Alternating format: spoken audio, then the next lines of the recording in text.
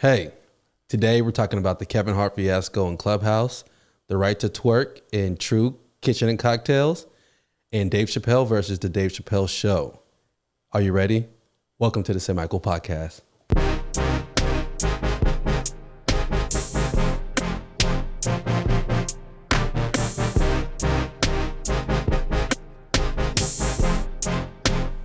What up, what up, what up? Welcome to the Saymichael podcast, one man's attempt at business, family, and comedy.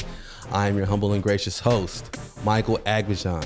And before we continue, you already know, I must introduce super producer, Saymichael. What's good? What's good? We live and direct. Live and direct. Where we at? What episode we at right now? This is episode 48. Ooh, first 48. Let's get it. What's so special about the number 48? 48 hours with Eddie Murphy. 48 hours with Eddie Murphy. Okay. What's this movie when that come out? 1982? 82. 1982. Yeah, 82. What's so good about that movie? I think that was really one of the first buddy cop movies that set everything in stone. For Eddie Murphy. For in general. Oh. Yeah. So it was that. Then it was Beverly Hills Cops. Boomerang. I'm playing. Yeah. So look, before we start, I got to kind of break y'all in about what happened with Kevin Hart. You know, it kind of went viral on a situation that happened last week. So this is a fiasco on the Clubhouse app. Now, I've been telling y'all about the Clubhouse app, and y'all been sleeping, but this particular situation was like crazy because you're seeing cultural wars happen in real time. Like you could see it happen. You can hear people dialogue and work through it. In this particular situation, there's a room called "Is Kevin Hart Funny?" ? And I entered the room not really thinking anything. Yeah, I actually didn't even know there was a label to the room until I actually got in because there's like 60, 70 people there. Then I see on stage like Ed Lover, Spank, you know, like the Red Cup Boy. This is like Kevin Hart's crew. And they're kind of talking in dialogue with everybody else who's talking about like, is Kevin Hart still funny? Has he fallen off? Because he just dropped a special, No Fucks Given, on Netflix. And, you know, people automatically came out like, you know, he's not funny anymore. He's fallen off, or he's not like as good as he used to. Yeah. So next you know, when the Red Cup Boys comes in and says, hey, I'm gonna go get Kevin. And I'm not thinking anything of it. I'm thinking that he meant maybe Kevin physically or like get him on three-way or something like that. But eventually Kevin pops up on the stage with his own particular, like his own personal like avatar, everything. So he starts talking. I was like, hold on, Kevin's here defending himself about his career. So he starts talking. I'm pinging everyone I know. Hey, get in this group. Listen to Kevin Hart's actually here, like defending himself. But he said he's not defending himself. But either way, it was a positive dialogue where people were talking about his career. You know, he's giving out tips to other like comedians on stage who are like, how do I get through COVID and all this? And he's kind of giving you the behind the scenes.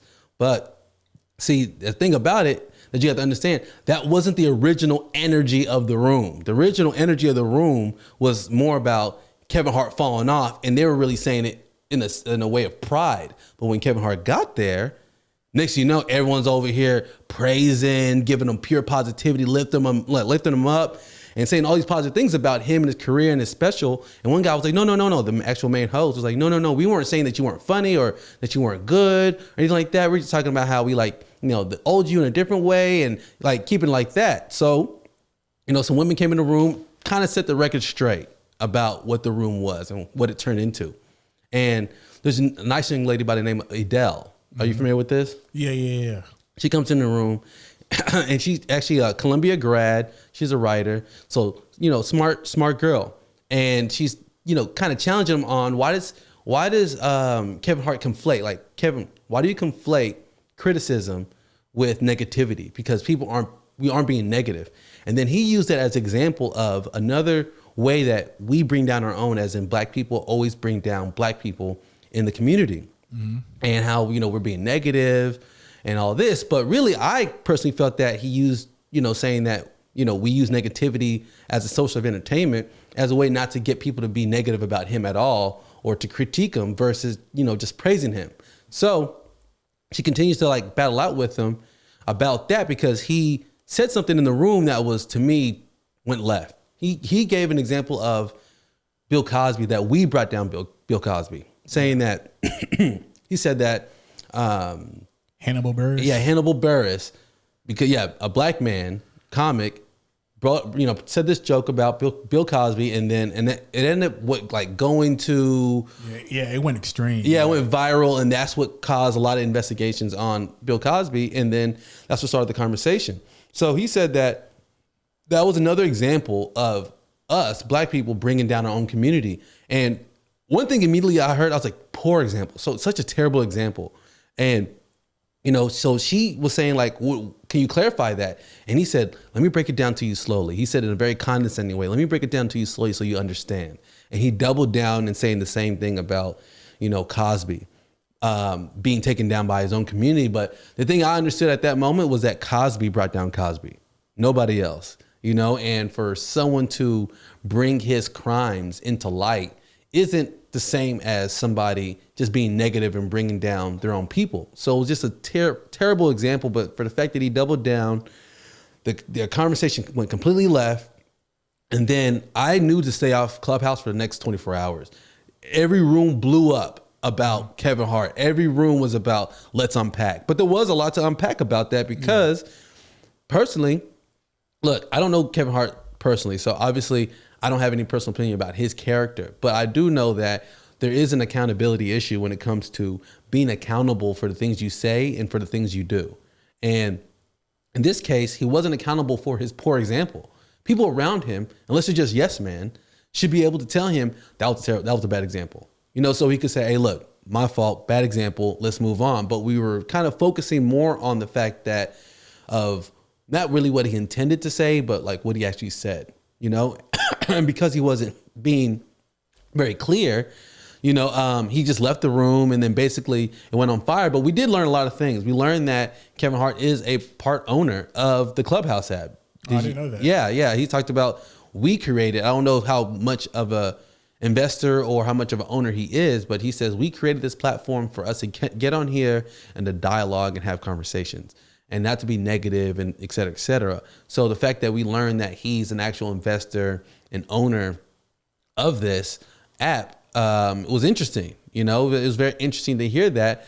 But like, what is your take on the whole thing as far as the whole Kevin Hart thing? The only point that maybe he had was like the whole black women thing. Maybe to a fault, I kind of agree. What do you say about black women? Well, I think the girl, the lady has said like we always bring down our own. Bring down our own. Mm-hmm. And like they weren't getting like a fair chance to speak in there. Mm-hmm. So because it did turn into like how we treat black women and cutting them off. And I don't know, this might be just my opinion.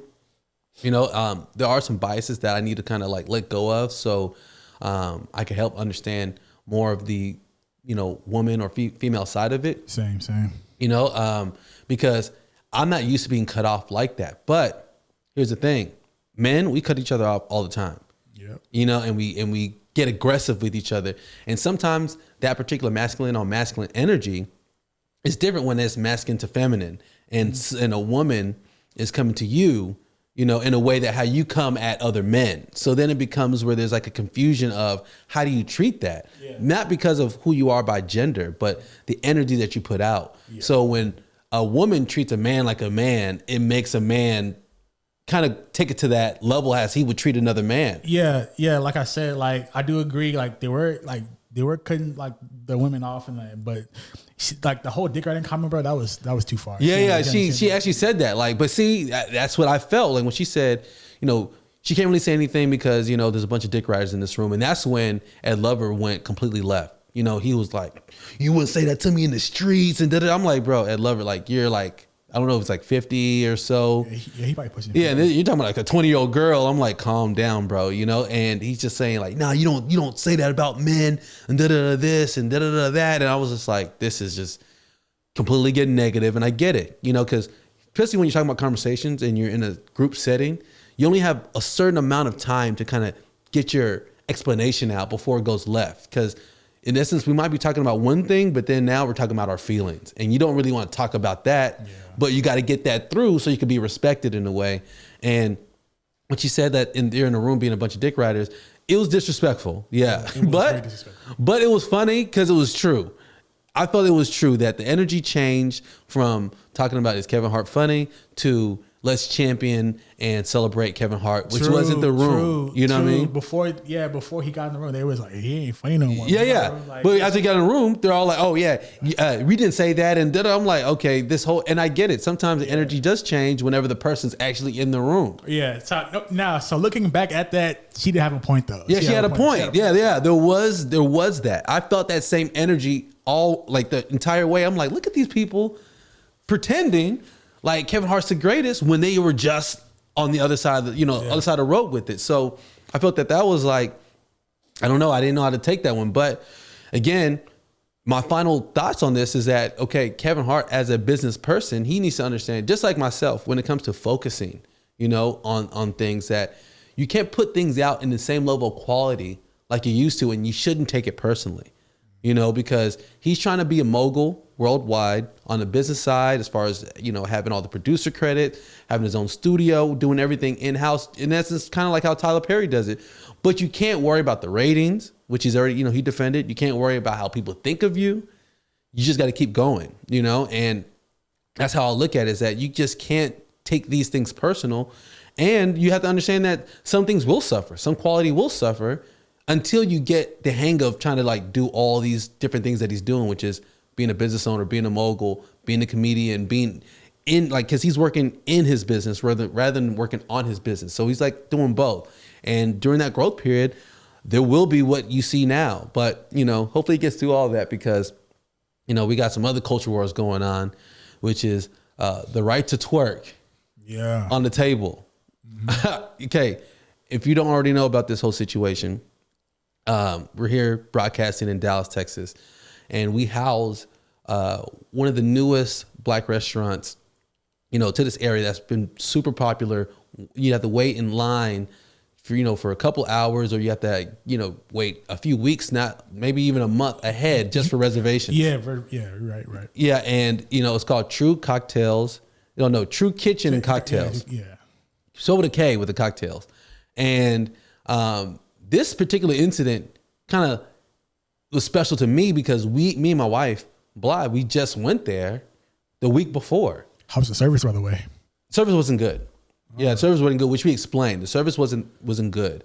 The food was good, which made up for the expensive tab that we got. But $150, right? Yeah, it was a unique experience. I enjoyed the food, but everything around it I didn't particularly enjoy too much. But again, it's a new restaurant. Not going to be too judgmental. It's hard enough, right? Because I already have my opinion on that. But what ended up happening is that something ended up going viral as far as a video of a girl, a woman being talked to in a way that was a little bit aggressive by the owner, Kevin Kelly. He's an attorney here in Dallas. And, he's a very successful attorney. He's a young guy, black guy, and he owns, True Kitchen and Cocktails. And so what happened is that, there was a situation where a girl was standing on the furniture with her hands against the glass, twerking. And, if you don't know what twerking is, shaking your booty, and basically the owner didn't appreciate it because he already spoke with her 2 times before that. And she continued to the point to where she ended up getting kicked out by the sheriffs and et cetera. But this went viral because of what he said. He said, if I want men to respect themselves and respect the women, then women can't act a certain way, right? Yeah. Then he also said, what I'm saying, we don't need your money, you can get the fuck out. Yeah. We don't need your money. If you're going to act like this, then you can get the fuck out. That's what he said. Like, he was upset. But look, trust me, if you're upset, it doesn't really matter like what really happened. Maybe he blacked out or whatever. But I think that in this case, both sides are incorrect. Yeah. Both sides are wrong. And I feel like to solve this situation, if you really want to solve it, because I feel like we're better than that, is the fact that both sides need to understand what they did wrong. Because what she did wrong, you don't go into anybody's place, especially their restaurant or whatever, stand up on their furniture and start dancing around people's food. Look, I get twerking, having a good time. I don't think anything's wrong with that. I think it's for the fact that he already mentioned to this particular group, what he didn't like. Yeah. And they still continued to the part that they now stood up on his furniture and now are leaning on the glass and now dancing in the air. Yeah, and also there was a unreleased footage of him actually going up to them, asking them nicely, "Can you like not?" Twerk? Yeah. He's asking nicely, like, "Hey, can you please stop?" And you can see, with the praying hands, like, "Hey, we're trying to do this, da da da." And then they, heard that, and then next they did it again. And even when these girls were being escorted out, they were loud, screaming. And I get it, if I was being talked to like that, I'll be mad too. You gotta make a scene whenever you're getting walked out in front of everybody at that too. Yeah. But see, when you're speaking with somebody, or when you're upset with something, I can't really speak to that. You know what I mean? Because if I'm at that level where I've already talked to somebody and now I feel like they're actually disrespecting me, I think it's all hell broke loose. Like there's no holds bar from there. But the thing is that, as the owner, he's the highest you could possibly go. Yeah. He's the highest you could possibly. So there needs to be some separation between that. I'm not talking about telling anybody how to run their business, but, him as the owner, because everything falls on him, there should be other people in between all that, that because he's a representation of everything. Yeah. So if anything happened to him, just imagine if someone came out and started shooting and it hit him or something like that. You see what I'm saying? Yeah. Him as the owner can't put himself at that type of risk when it comes to any altercation with a customer, unless his staff cannot handle it. Yeah, I mean, at the end of the day, it's really all about the ethics. By the end of the day, too. What do you mean by ethics? Like is it like the code, like how to handle things in certain situations and all kind of. Yeah. There's a way to go about it without creating this much attention, and exactly.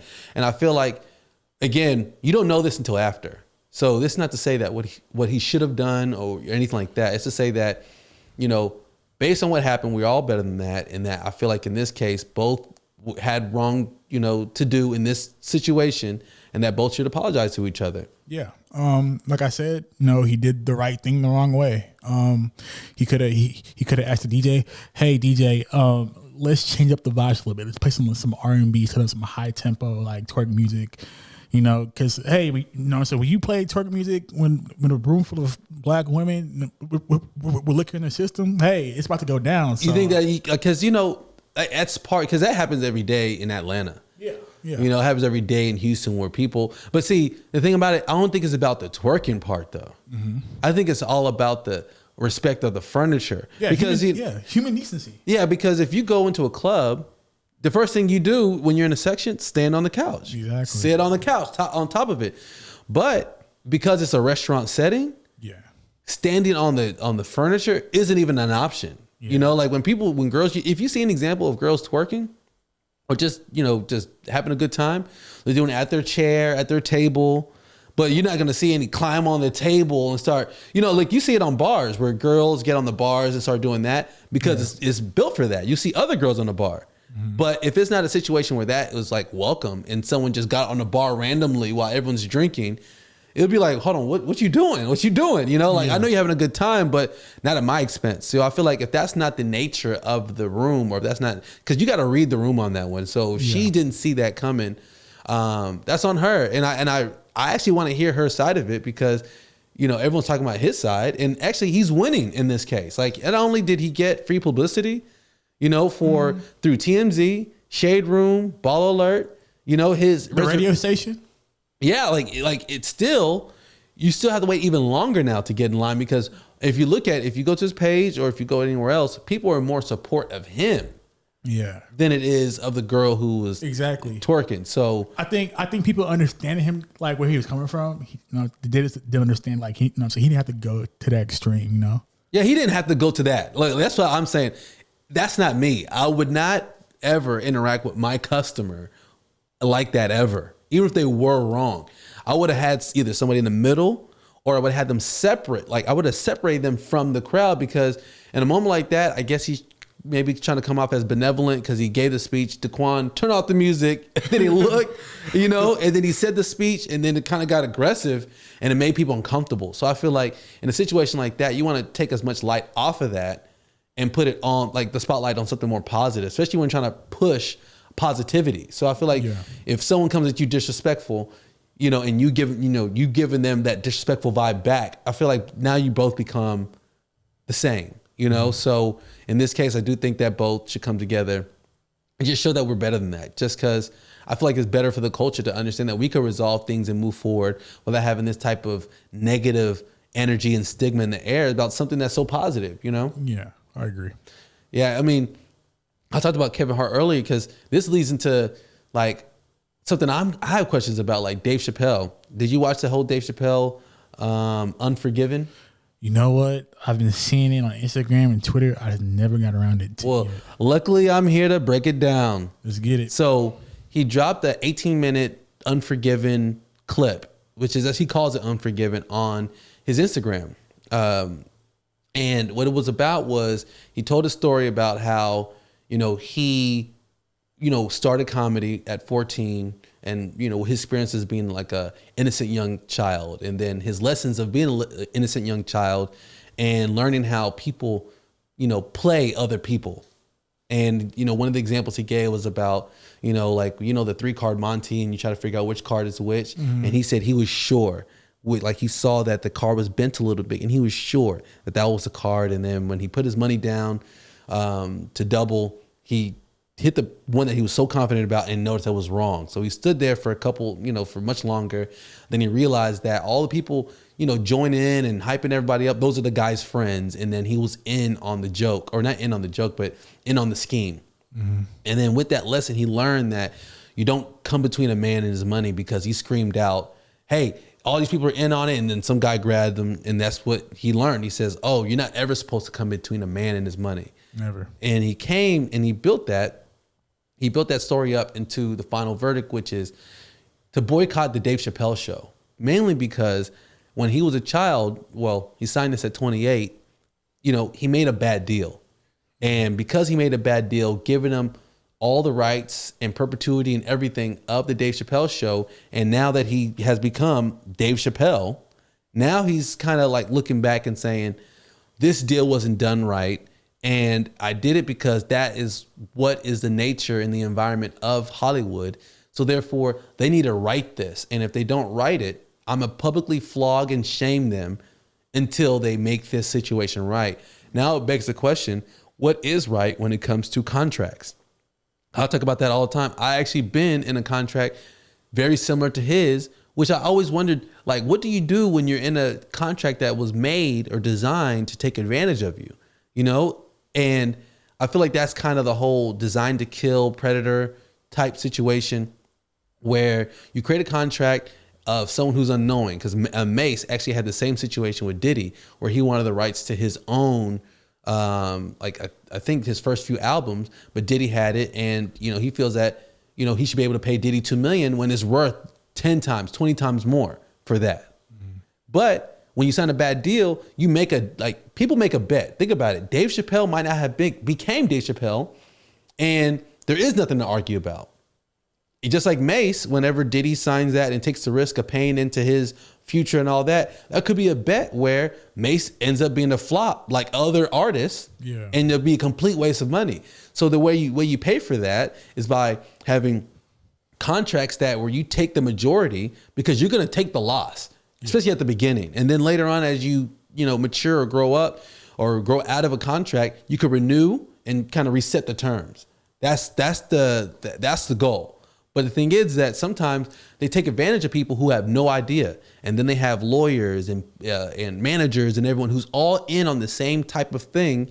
And then you sign this thinking it's good for you, but really it's bad. It's a sense of manipulation. Mm-hmm. And I understand it because, I mean, I was in a contract one year, it's actually for several years. And after it expired, when we tried to renew, it was on month to month. And I was on month to month, literally without a contract for years. Literally when they threatened, like, okay, if you don't do this, then maybe you can't be at this location. And I'm thinking, like, I got to do what I need to do to keep this business going. So I understand what it is to sign a bad contract. And, sometimes the way I look at it is like, you got to take your lick and go, and build more and just go somewhere where you are welcome. But in this case, he wants to, in essence, take a shot at going back in the past and changing something that he fully understood. Just like he fully understands what he's doing now. In 20 years, who knows? And I feel like it's just difficult. It's a slippery slope to say that what you signed into, that you could go back in the past and change it. So therefore you could have an advantage now, even if it was wrong. But it is a slippery slope, because if he's creating, think about it, if he's creating another version of Dave Chappelle that's even bigger than the original, why would he even cry about this? Yeah. But for the fact that he's not in movies like that, you know, he's not like what you say, Kevin Hart, trying to become like a worldwide mogul in businesses and own the studio and all that. He looks at only, honestly, like what he's had and what he's already created versus the new creation, what he's doing in a new way. Yeah. So his issue is more about what he's done in the past versus what he's doing right now and going forward in the future. So in my opinion, I'm more on the sense that when you sign a bad contract and it didn't go well, that is to me a lesson learned on what we should do going forward. Now, do I think that you should be able to change past contracts or what you or agreements that you made in the past? I don't know. I do you have an idea on that? It's a slippery slope. I know. I think it was a couple of weeks ago. Dave Chappelle actually told Netflix to take down his show because he wasn't getting paid for it. So. Mm-hmm. And they took it down. Yeah, and he actually explained that they took it down because he told them that it doesn't make me feel good, and they took it down, risked all that money to make him feel good, and that's why he says he likes working for Netflix. That's why, because they actually care about him and do what's right and pay on time, which is what he didn't really experience in the past. And he said when all this happened in the past, Netflix didn't even exist. Yeah. So he's looking at it like, this is why I love Netflix, because they're doing it right. But does that mean that he should be able to undo the wrongs that were done in the past? I don't know, because a contract, it's hard for anybody to argue what was written. Yeah. You know, and when you sold everything or you gave everything out and that became your biggest breakout hit, to this day, I think that Dave Chappelle Show made Dave Chappelle. Yeah. So for the fact that the thing is that the bigger his career goes, the bigger Dave Chappelle Show goes. And I think that tie-in bothers him because it doesn't sit right with the deal that he made in the past. So in my opinion, I think that he should be looking into creating new things versus talking about all the things that were done in the past. Because once that contract was done, I mean, you're done. I feel like unless you sue or unless you do that, but in this way where he's trying to use the public, you know, the court of public opinion on this, I'm not really for that, but I do understand. So I don't want to make it seem as if I don't understand, because I've been in bad contracts and I feel like, man, who can I complain to? Who can I talk to about this? And I don't have an audience, and that's just to come back and, you know, tear these people a new one, you know? Yeah. So not everyone has this ability that he has. So he has to understand his celebrity already. In it of itself, of him being able to speak on that platform and get people to make changes on his behalf shows his power and what he can do. But it's really, how do you use that energy? How do you use it right? You know? So, yeah, those are the three main things we had to discuss today. But we're actually about to go to our next combo. This one's even ultra special, because if you go back and listen to episode number 6, it was me and Adeola, and he's the owner and founder of Addy Daddy's Seasonings and Sauces. And in this one, in this next segment that you're about to hear, I got me, my wife, Addy, and his wife, Shabreka, all joining in on a really good, really juicy conversation about, you know, how to, you know, like grow into a business, how to, when you add new things in, like a family, or when you already have something else going, like you have your job and you're trying to do something on the side, and you take something that was nothing and now you're turning it into something. It was a really good conversation. And the way I look at it is like, this is really going to show you how to season like you care, because it's a special one. So I hope you love it. I hope you like it. Anything else you want to add before we peace out? No, I'm good. Cool, bro. This is another good one. I love it. I appreciate y'all for listening. Can't wait to see y'all next week. And we'll see you later. Peace out. Peace.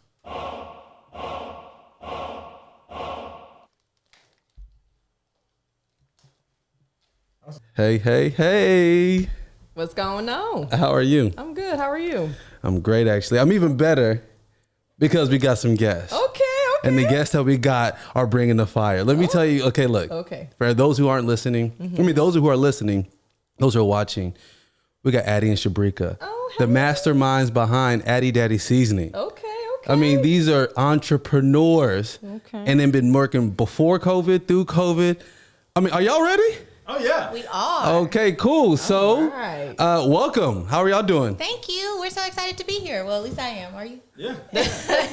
Yeah. So, I don't even know where to start because there's so many things we could talk about. You're right. Okay, the first thing. Okay, well, look, we had Addy before, and we had the one-on-one chemistry talk about how the whole thing about Addy Daddy. So, if you haven't listened to that episode, go back to that. I think that was like the 6th one, episode 6. Oh yeah, because it was like. Oh, 6, yeah. Yeah.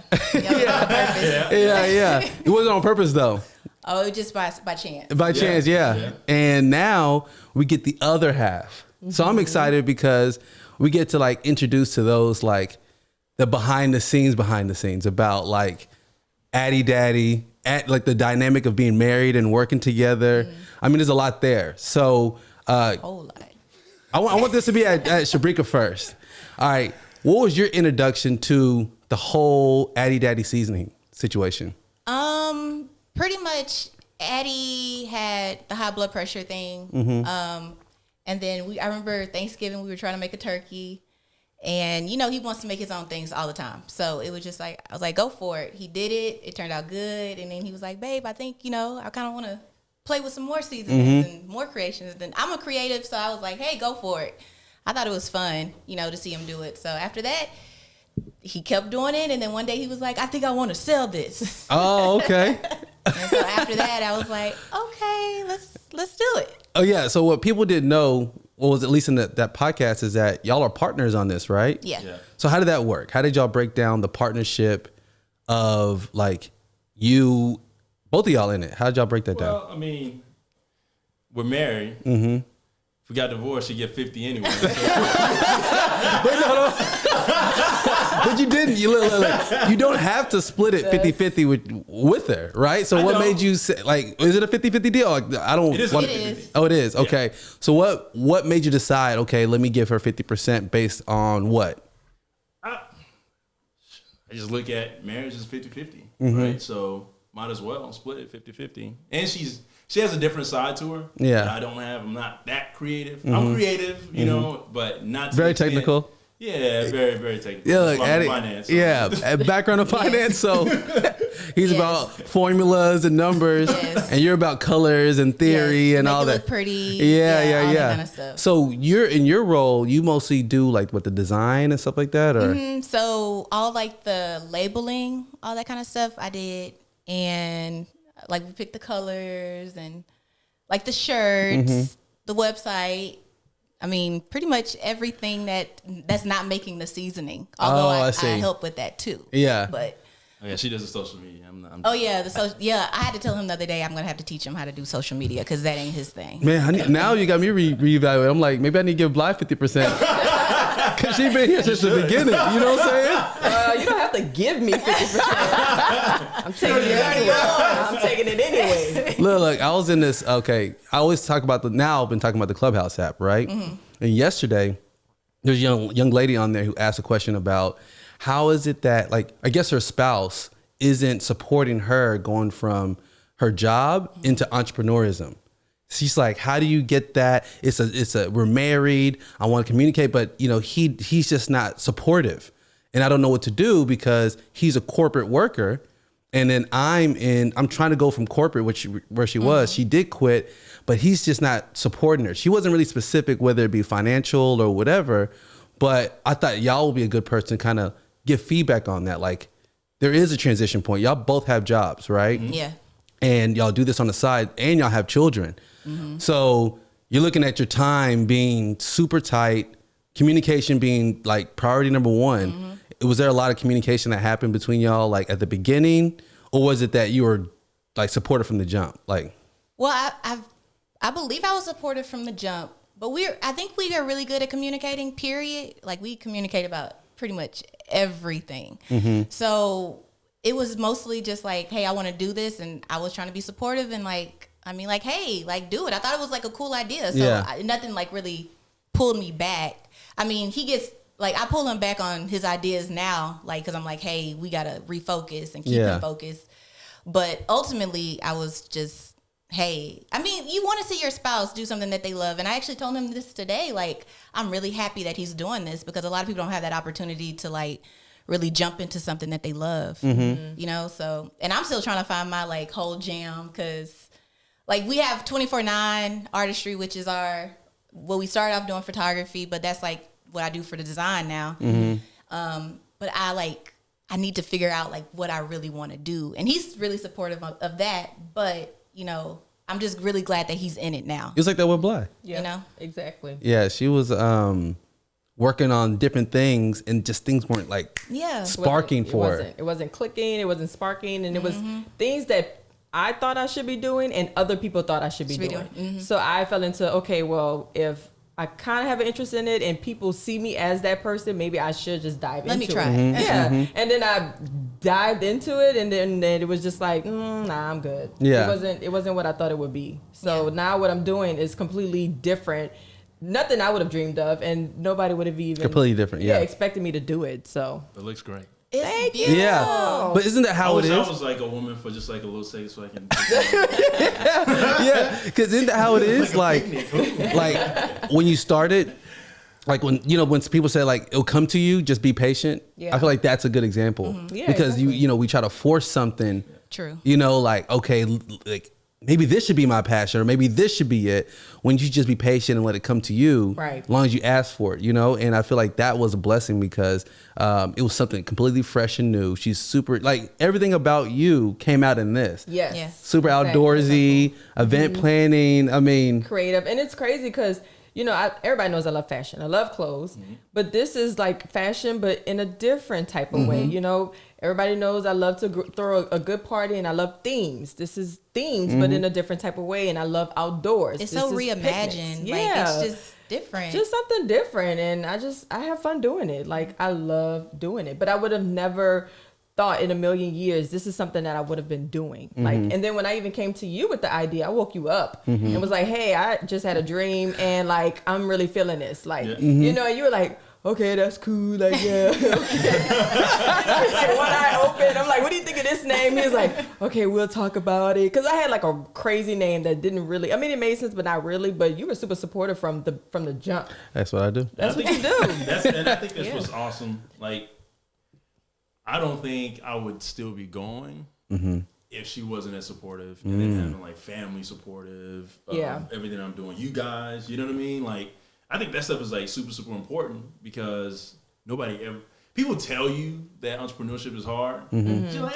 Yeah. You know what I mean? Yeah. Then you get into it, and all of a sudden you start taking these punches. You're like, man, I'm wasting money. This idea didn't flow. I quit every other week. Ask him. I'm serious. That's what it is, right? Yeah. And that what? Look, there's this. We went out to eat, and there's this married couple who, they work in a restaurant together. Yes. And I was just like, oh, like when you're in business, problems happen, and you're gonna need someone to blame. Oh yeah. You know what I mean? Like you look who to blame. Like, why didn't you think? But that's what happens. And I feel like when I saw it, and she's like, yeah, we're getting married. He didn't have a ring yet. He's like, I'm gonna get the ring soon. I was like, I don't know if this is gonna last. I didn't want to say it, but I was like, y'all are already kind of going at it over here. Then you have to go home together. Like if you see all those like Profit or those like business shows, whatever, the ones where the couples are working together in their business and at home, they're always divorced, and they're like best friends in the business. Right. So I guess money does win over anything, you know what I'm saying? Like, so when it came to like y'all's like the struggles that you have, is it that y'all share those 50-50? Like, okay, this is something we both got to figure out, or is it like, how does that work when it comes to like these obstacles when you make mistakes in your business, like, or y'all's business? We just eat them, man. To be honest, because just even selecting new packaging that we're at now. So many different ideas kind of just flow through that. That was a struggle in itself. You tell me like which one? What the? So we just switched over from our bottles to our new flat packs. Hey, where is it? I want to see it. Oh, I don't know where. Don't mess up the cord. But so we switched over for a couple of reasons. Look how good this looks. Ooh, I love that. Yeah. I love that you can see the seasoning. Yeah. I like that. The window is really and cool. It's eco-friendly, so you're not using a ton of bottles. I mean, right. I'm really big on like, let's recycle. Recycle, yes, exactly. The rest of the family, not so much. Yeah. But I thought this was a good idea. And then we had to pivot because of COVID and supply issues, So I feel like it was like a blessing in disguise. think a lot of things that we've had in this business, God has just kind of like showed us like it's a struggle right now, but just keep pushing and something else is coming. For sure. You got to. Yeah. You know? And so that's like even you were talking about, the idea for your business now. It's like you keep trying and it's like one day God just like puts it in front of you and it's like, oh my gosh, like this is it. Exactly. So, we switched, but before that it was plenty of meetings and Hold on, but why'd y'all switch from the bottle? Is it purely because it's eco-friendly and all that, both. or okay? It was both. I think it just kind of just woke us up as far as like, so COVID happened, had this deal that was going through, had to get on pause because we couldn't get supplies, right? So we have seasonings, we have nothing to put it in. You know what I mean? So it's like, all right, we got to look at different alternatives. Do we want to go glass? Do we want to go, over here to some more plastic, just a different look, buy new labels? And his sister randomly gave him the idea about it. And so we started researching it, right? Yeah. So About the bottles or the packages? The package. And then I just made me just think when she brought up the idea, I was like, what do I do with all those plastic bottles? I just chunk it away, right? And I do believe that we have to start doing things better as far as like keeping all these plastics, because right now, if y'all didn't know, China doesn't take our plastics anymore. Yeah, I know. They're done with us. So that's why he gets on me for recycling, because he's like, it's pointless. But still, I mean, we recycle. Yeah, we do. Well, we still do. Yeah, we still recycle. do. But, But we're not proud of it. no. Yeah. I think it's important. You know what I mean? So it just kind of just gave me the look of, wait, we can recycle. Yeah. You can actually throw this away, and I wouldn't feel bad about it. And then you just see the piles of like plastic and all that stuff. It's just like, that's just being wasteful. And that's one of the things I'm trying to get away from. Is there a downside to the packet? Like, because there's trade-offs. So with the plastic you could sprinkle, right? Is that's not a refill packet? It's one that they use to sprinkle in, right? You can do that, and you can even do it as a refill. But if you have your own glass, one of the things that I love about this is what I like to to preach a lot is you want to keep those spices in a refrigerator because with it being cool, right? So like it expands due to temperature going up, down, and that's why you get those clumps. Even with the preservatives, right? You still get clumps, right? But to keep the maximum flavor, you want to keep it in a cool area, keep it refrigerated, pull it right out, boom, use it. Does it say that? Yeah. Refrigerate. Is that what we should with all our spices? I didn't know that. Because our salt kind of weak sometimes. I know, and then sometimes you do get that clump inside. Yeah. Is that from like moisture or something? Yeah. Okay, I didn't know that. Because you turn AC on, right? The heat on, back and forth. Yeah. Which I thought was interesting. I was like, oh, so why do we always call it a spice cabinet? Who decided to name it this? You know what I mean? But it's better. And then these flat packs with the bottles, it takes up room. Yeah. Flat packs, slide in right there. Yeah, I can see that. You can just pull it off. And then one of the things I've noticed that I don't know if you guys have experienced this with those little caps, have steam coming up and then you're shaking. All of a sudden you can't close the caps. Yeah, it gets like kind of stuck around. With this, I can just sprinkle real quick or use a tablespoon like you're supposed to, still kind of measure out, and then put it right back in. Sometimes the season gets in the little crevice. Yeah, crevice. You can't get it. God. I wonder what happened then, because the air that gets in it. Like, how long does it last? I guess it's more of like a scientific question. When you leave it open, just spices out. How long do spices last in general? I mean, it lasts a long time. What you end up doing is you lose the flavor out of it. So that's why you want to try and keep it airtight, so that way that flavor stays in. But you said it like it's the only thing. Like, it does last, but you lose the flavor. As if or it just starts tasting kind of funny. You know what I mean? Yeah. It doesn't taste as great. Yeah. So that's typically what ends up happening. But that's it kinda doesn't really expire. Yeah. I put a year because you should be done with it by then to get the maximum flavor, right? Yeah. But hopefully you're done with it like in 2 months. Yeah, exactly. But that's also one of the reasons why he actually started making, Addy Daddy seasonings, because he would go to the store and it's like, it was not that fresh, and then look at the color, and it was stuff that I completely didn't know. I still don't really know what he's talking about majority of the time, but I mean, I get it now. Like, buying something from the store, it just seems so much older, you know what I mean? And not as vibrant and bright. And this is true. So, I will say, and you because never get that aroma. Yeah. When you're cooking, that's the main thing. Yeah. Yeah. Smell it.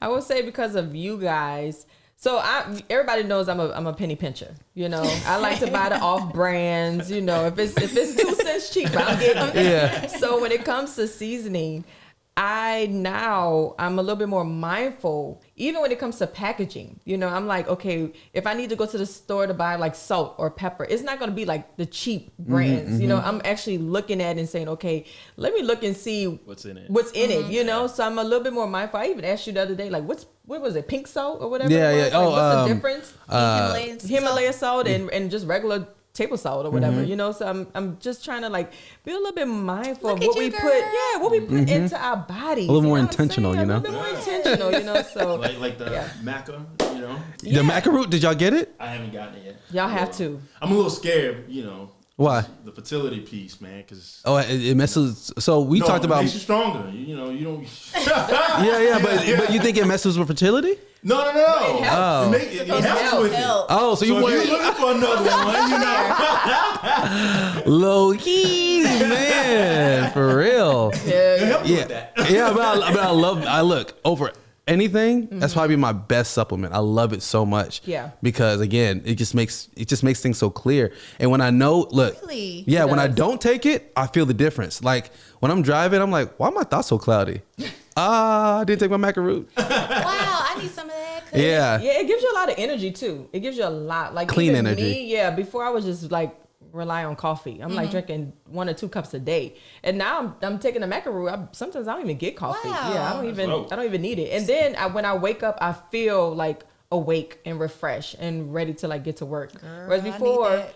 I'm saying I would wake up and I just lay in the bed and be like, oh Lord, I need like 20 minutes. But now, you know, I'm just up, you know. Maybe you need to go to the Peruvian mountains and add a little of that. Man, thought about it. Like, Hey, actually, you know that one guy who he quit his corporate job and then he went and there's a show on it where he went out to the woods and got wild ginseng. You know what I'm talking about? What's that I don't know stuff? the show. He quit his job. Yeah, he quit his job to and go he's a get it? millionaire off of just ginseng, like wild ginseng. And is that what it's called? Ginseng? That little Yeah. that root? Yeah. I think it used to be for like Energy and stuff mental. like that, I thought too. it was for mental. Yeah, but he sells it in China in just like a bag or like a few pounds. It's like a few $1,000s. So he collects wild ginseng. And it showed like other people who do like the stumps, you know, like those big, huge tree stumps or whatever. And they make these beautiful tables out of it. Yeah. So it's these alternate type of jobs that you find. And I always wonder, like, That's cool. would it ever get to that? Because, you know, you talked about the farm. Oh yeah. So like, what are your thoughts on that? Like when it comes to you creating like a farm, and what are your future thoughts? Oh yeah, I definitely want to do that just because the more that I've researched with like seasonings and like food, I don't know, food is pretty much my life. You know what I mean? I can cook all day. Not a restaurant though, but I can show people how to do it. Hence the seasoning, right? Watch the cord. So I definitely do want to do that to where like I can we just put too much stuff in the body. Yeah. And half the times, you know, the chemicals, we don't know how each of them react with us individually. Right. And then even with diets, right? And that's why I can't go full in with like, oh, I'm just going to be vegan or this. You have to tailor your diet to your body and what it can process. And half the time we don't know. So we just go everywhere and we eat everything. Right. And I just want to be able to help people out with that, man. And just put some good stuff into your body that's really helping you. Yeah. Because now I'm starting to realize that the true thing in life is longevity. Yeah. Right? You can make all the money, but if you're only going to be like 60 and die off. Right.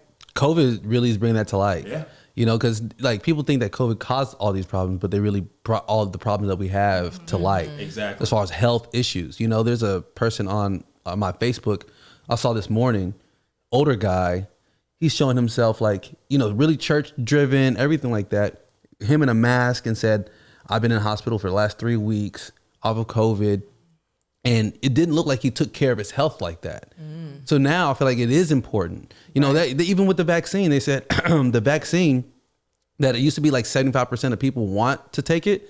Now people are saying, oh, it's like 51% because they're saying, oh, it's more important to like preventative measures, you know, taking all the things to prevent it from happening versus like taking a vaccine. But, you know, it's not a vaccine question.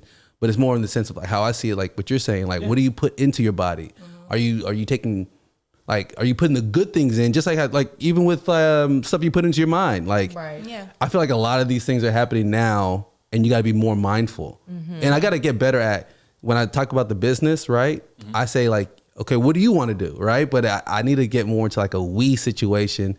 I don't even know how to do it. I know. You know, like, so what do y'all want to do? Like, who goes first when you know what I'm saying? Well, shoot, I mean, she can answer it because we have a lot of these discussions all the time, right? Because I'm always, she's the lenient one when it comes to like food that we're eating, and I'm the uptight one because I've gained this knowledge, right? And one of the things about knowledge is when you gain it, it's a good thing to put it into practice, right? So I'm watching every single label. Like, I remember one day she called me and she was like super excited. Well, I was excited, let me say.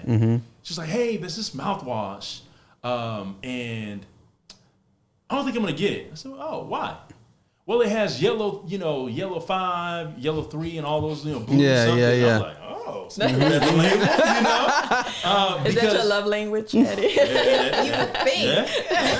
It gets there because now she's paying attention to how she's taking care of herself. Yeah. Exactly. You know what I mean? Yeah. And with those yellow, blue 40s and all of that, yeah, I know we have them, but we have to be cautious of how much we put in, right? Right. Because each one of those things affect a different organ.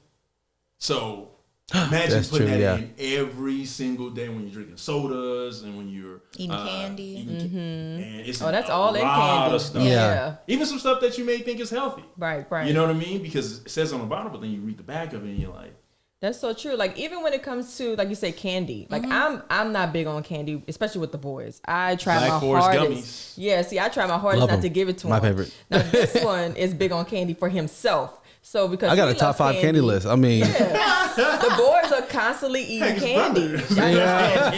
So I'll try to find like some snacks, like even like the little fruit snacks. I try not to buy them because you probably would eat them all. But they trick you because on the front it'll say no sugar added or something like that. real fruit. Real fruit juice or something. You flip to the back and it's like, I don't know, 1,000 grams of sugar. And it's just like, okay, so you tricked me because the front says real fruit juice or no sugar added, but then you flip the back and you read the label, you're like, no, it's like so much sugar in this stuff. So it is important to That's read all those people labels. need, though.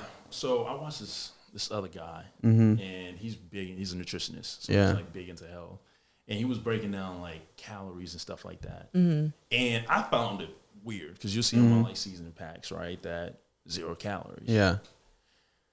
Not true, right? It's just not that big of a calorie. Maybe like two calories or something like that. But if it doesn't hit 5, They can put 0. they can put 0 Per the FDA. per the FDA. Wow. So if you're thinking, hey, and you're basing your diet on calories, I don't think it works that way. Yeah, it's not as cut and dry. Because it's so much science, right? Because your body, we have fast metabolism, right? You're burning calories if you have fast metabolism. Right. So depending on how much you put in, but if you're putting in quality food, it doesn't really matter. Exactly. Right? All you have to do is tailor how much you eat because it can be good food, but if you're eating big plates of it, you're still doing the same thing as eating, something bad. So makes sense. It kind of just gets me away sometimes. Like, it's great to read the labels because we want to know what chemicals are in there. At the same time, we don't know all the rules. You know what I mean? And it was just kind of interesting for me because I was like, is this right? When I called, I was like, oh, it's so great that you asked that question. And she just, gave it to me. Who's she? One of the nutritional facts people. Okay. So I called them. I was like, man, I got to make sure this is right. He's talking about for his labels on labels. Yeah. And when she told me, I was like, oh, that makes sense. Scrap this whole 2,000 calorie thing. You know what I mean? But I think just putting in so much fiber and fruit into your diet, and you can still have the things that you like. Just in moderation. Exactly. Even like cheese and stuff like that. One of the things I noticed, I love it too. Don't tell me nothing about cheese. Don't tell me nothing bad about cheese. Because I love me some cheese. Well, the thing is, it introduces mucus into your system. Oh, God. Right? See, don't tell me nothing like that. But I mean, that's true. So like, I do these cleanses. Like, I try to do one once a quarter. Yeah, that's what we need Right? to. No meat, no dairy. And then I'll use like my everything seasoning taco and like chili, stuff that doesn't have like sugar and stuff like that in it, right? And then I'll just make meals out of it. I did, like sometimes you wake up in the morning and you have that mucus kind of just in your throat. Yeah. Nothing. And that's from taking cheese out of your diet. I took cheese out. I took some meat out. And everything was just. Hold on. How quick did it happen? Like almost overnight? Not overnight. I mean, over a period of time, and then even when because macaroni was overnight. You know what I'm saying? Even whenever I can't, got done with it, even if something was there, it was like clear. You know what I mean? It wasn't that mucusy stuff. Yeah. And then when that's typically how you get sick, right? So too much mucus in the body, so the body's trying to get it out. Right. So I noticed that, and I was like, man, I got to do this a lot more often. So we started introducing, trying to cut back on as much meat as we eat during the week. I'm not going to give it up, you know what I mean? Because I like to enjoy it, you know what I mean? But we cut it down, and then we'll have some, and then closer to the weekend, we'll start eating like chicken, whatever we want to eat at that point in time, and then bring it right back into the veggies and stuff like that. How do y'all make decisions? Like, there's some unspoken rules of marriage, you know what I mean? Implicit, explicit expectations, right? So the dynamic of what y'all do for your family, I'm assuming it's different for the business, right? It gets clouded sometimes. Oh, it does? Like as far as how do y'all run things by? Do y'all run things by each other first and have that discussion? You know what I mean? Because there's some soft areas there where it could kind of go left, So I wonder, how do y'all make decisions in your business like together? We really sit down and talk about it for sure. Like even we were talking about the bottle situation. He brought it to me, and personally I would just like do whatever you feel is best. But he really values my opinion, and I also feel like he doesn't want to crash and burn by himself. So wants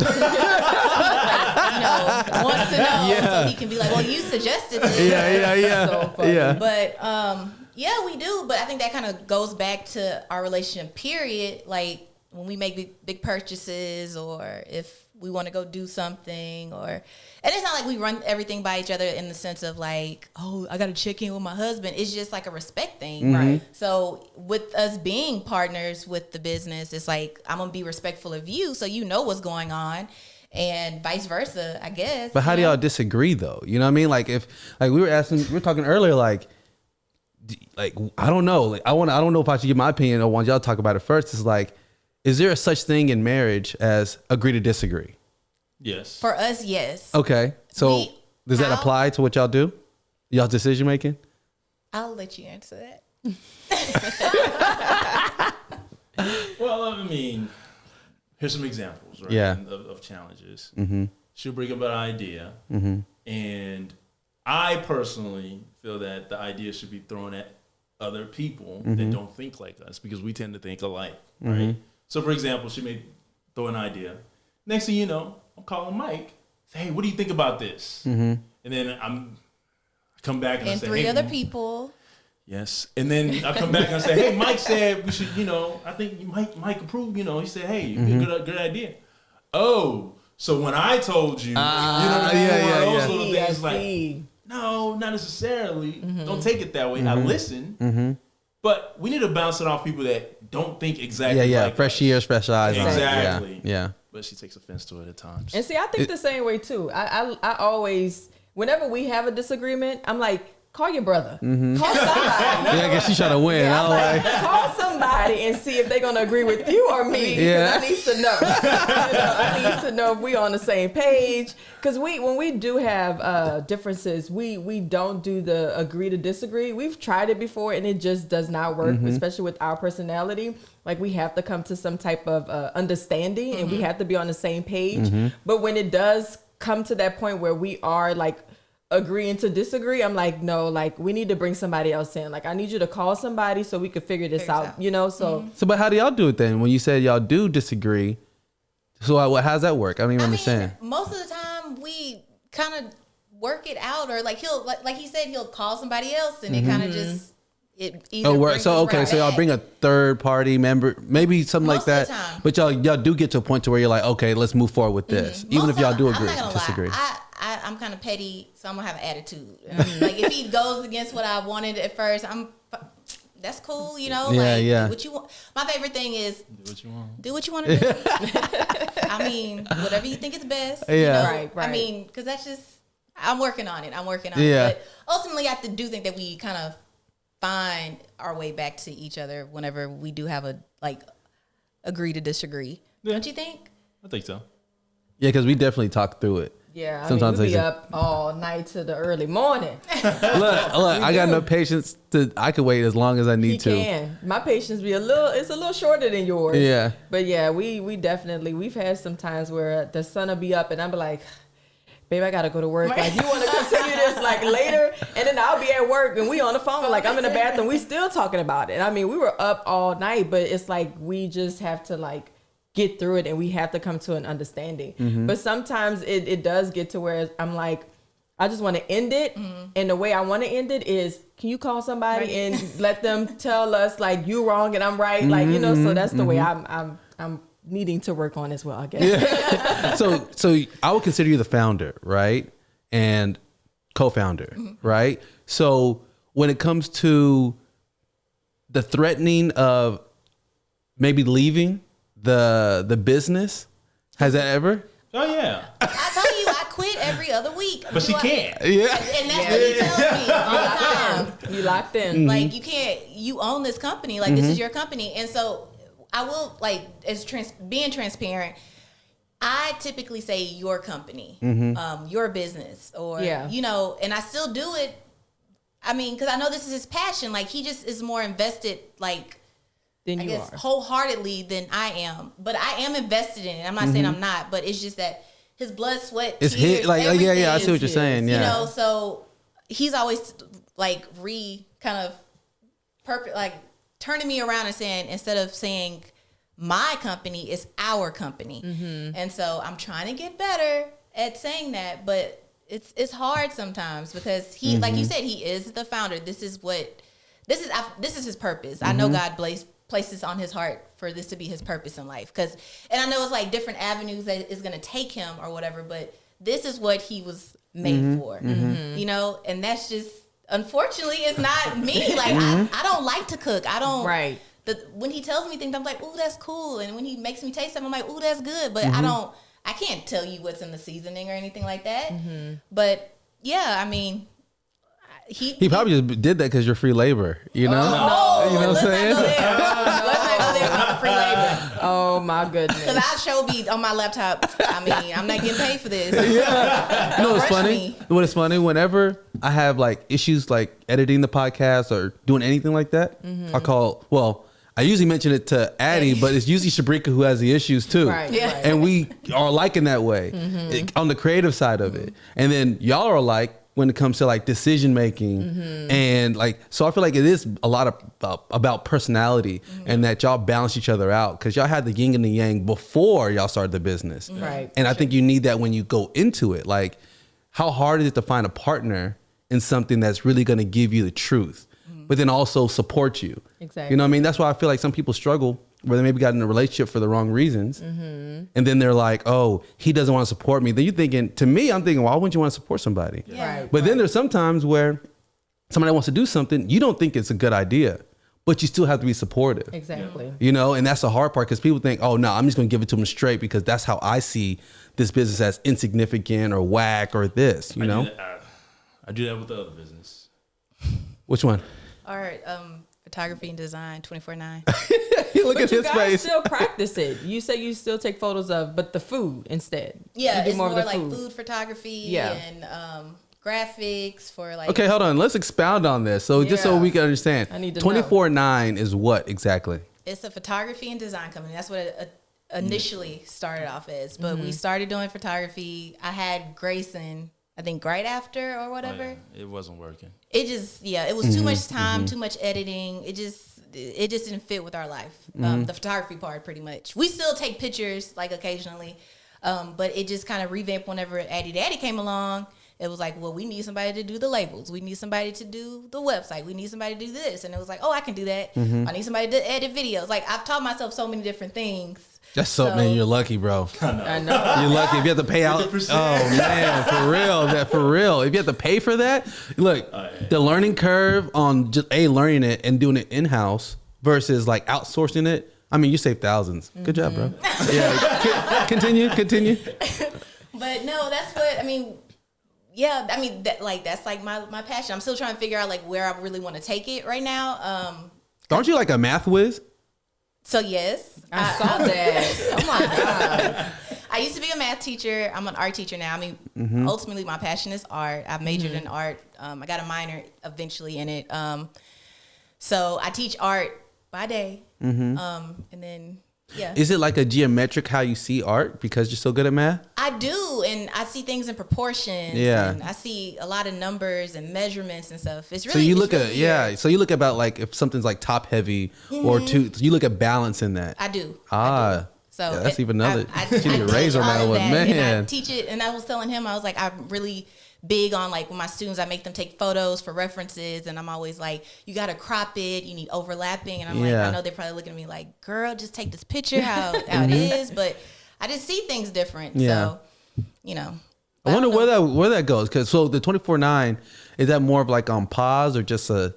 It's currently going. I've just right now I'm doing an Etsy shop. I work with like party planners to do like digital invitations, stuff like that. Oh, cool. He's actually encouraging me, and I've been kind of fighting it a little bit, but here we go. Let's go. Branding. Okay. You know, like labeling, packaging, stuff like that. So I have done a couple different projects. One of our friends has a candle kind of calming kind of company, so I did her labels for her candles, and then right now I'm doing labels for a coffee company. And so that's what he's trying to get me to kind of like. What do you think about that? What do you think? I actually like doing it a lot.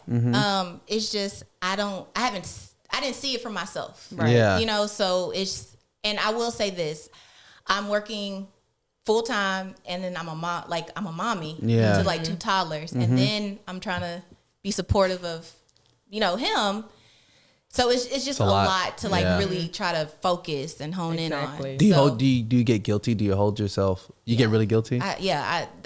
Yes. Oh man. I have mommy guilt all the time. That's Bly. That's me 100%. For real. It's really, really bad. It's hard because man, like men, we don't really feel it like that. You know, we don't feel, because you know, if it don't have nothing to do with us, then we don't even think it exists. Like we don't even like, if you're talking about like a trip, you know, there's things that you got to plan for the trip and do all this. Oh. We don't even think like that. We're like, we just pack our bags and go. They don't even pack the bag because we got to buy all the clothes. Yeah. And then, but women, y'all look at it like, you know, I don't want to speak for every woman in general, but in my experience, you probably like say 99.9%. Yeah, for real, you know, like they think of everything. This is true. You know, like we just think of ourselves, you know, and really that's for a purpose. Like we have to survive in order to keep things going, right? So, you know, women have to think of everything that we don't see. You know, I've actually been encouraging her not to think about everything. Oh, you do? Yeah. Is that even possible? That's so hard to do. Yeah. That's impossible. Thank you. That's impossible. Yes. Yeah. Because see, that being very difficult. Well, if you're used to it, right? But with everything, it takes practice. Yeah. Right? If you think about every single thing, you never really get everything accomplished. Yeah. True. Right? So, you know, there's some things that are naturally going to take care of themselves. Like, there's no way your kids are not going to be okay. You know what I mean? But, you know, you guys like to, if this doesn't happen, they're going to die. They're not going to die. You know what I'm saying? They're going to be okay. Take some time to yourself. As a mom, it is our job to make sure our kids don't die. You know what I mean? So we do everything in our power to make sure they don't die, to make sure our husbands don't die, and make sure we don't die. Yeah. But as a man, it's just your responsibility to take care of yourself. Yeah. Not necessarily. And that's it. Not Well, I mean, not necessarily, What do you say? but that's kind of how it is. I feel like, But that's how you guys think about it. but y'all really do think like I need to work. Like Yeah. That's what I'm saying. Exactly. Yeah. And that's like, period. Like done. Yeah. And all those examples, like TV shows, whatever, it's usually the guy who's just working 15 hours a day, never sees his family because he's not that he's selfishly looking out for himself, is that he's the person who's creating that pathway for his family, or he's being the provider. the provider, or being the stability, you know? So if you don't provide, how can you expect, you know, if you're taking care of the kids and you're working, or you're doing all these different type of things and you have to provide on that level, what purpose does a man serve? This is true. You know, I feel like that's why we have our strengths, you know, and our weaknesses and our blind spots. So I feel like that's where the balance is, you know, because I don't know. I really do feel like women just see everything that we just don't see, you know? I mean, they do, right? And I think because they do see that, it's almost like a weakness too, right? Because you're focused on too many things and some things that just really aren't that important. You know what I mean? Well, to you. If you look, yes, right, to me. But if you look at everything holistically and you had to rank it, some of those things aren't even top 5 that you're worried about, right? So what is that doing? It's taking energy away from you, right? So hence why you guys are so tired all the time, because you're putting too much on the plate. Our minds are always going. Yeah. True. Like, when does y'all mind shut off? It never. Okay, you know, a duck, like a duck,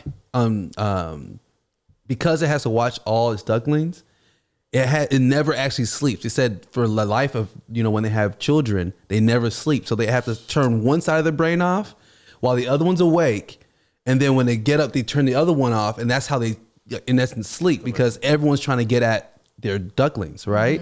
And I feel like that example kind of happened with, I think you, where you just never are fully asleep. No, you hear every single thing as a, you know. They have to watch out before they turn into Peking duck. But it is true. Like when you have a newborn, moms do not sleep. There's been millions of times where the baby guys don't would sleep either. No, Don't start that is that. not true. And you roll over. Exactly. The baby would move or cough or any little noise, the mom hears it. The dad be knocked out. Yeah. I still can't sleep to this day. So I think that's flawed. Why can't you sleep? Because the baby's disrupted my sleep. What is your reason why? Why are you saying he doesn't sleep? Oh, because he has a nose thing going on. What is it called? I don't know. But he needs to It's get a nasal fixed. thing, right? He can't really breathe. You said deviated septum? I always heard it, but I never knew what is a deviated septum? And it's like, It's you know, your it's bone crooked. or something, right? Turned? It's cartilage. Oh, it's cartilage is turned. Boy, trying to get an easy nose job. Oh my I feel goodness. you. I don't play. So is it one of those things where you got to wear a mask when you go to sleep? No, that's sleep apnea. He uses like nose strips, but his doctor said it's so bad that it's not helping or anything like that. So surgery got to be the answer. Man, so y'all about to get that nose job. Are they gonna go in there and do? Yeah, it's only 30 minutes. Ooh. Do you have to be put under?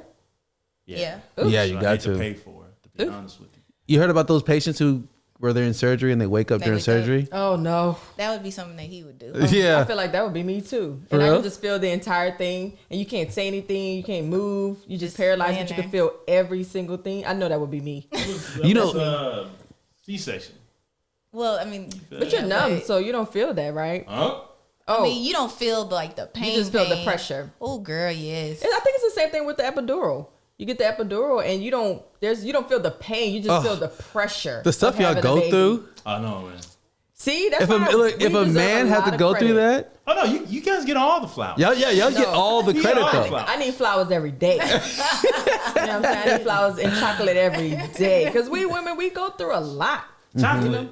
Yeah. Then you gonna tell us you can't fit into your dress. No, we gonna fit into this dress. We just gonna get a bigger size. That's all we gonna do. How honest is it? Like, how honest can you be? We're talking about dresses. Like, if Shabreka doesn't look so great in something, that's what you think, right?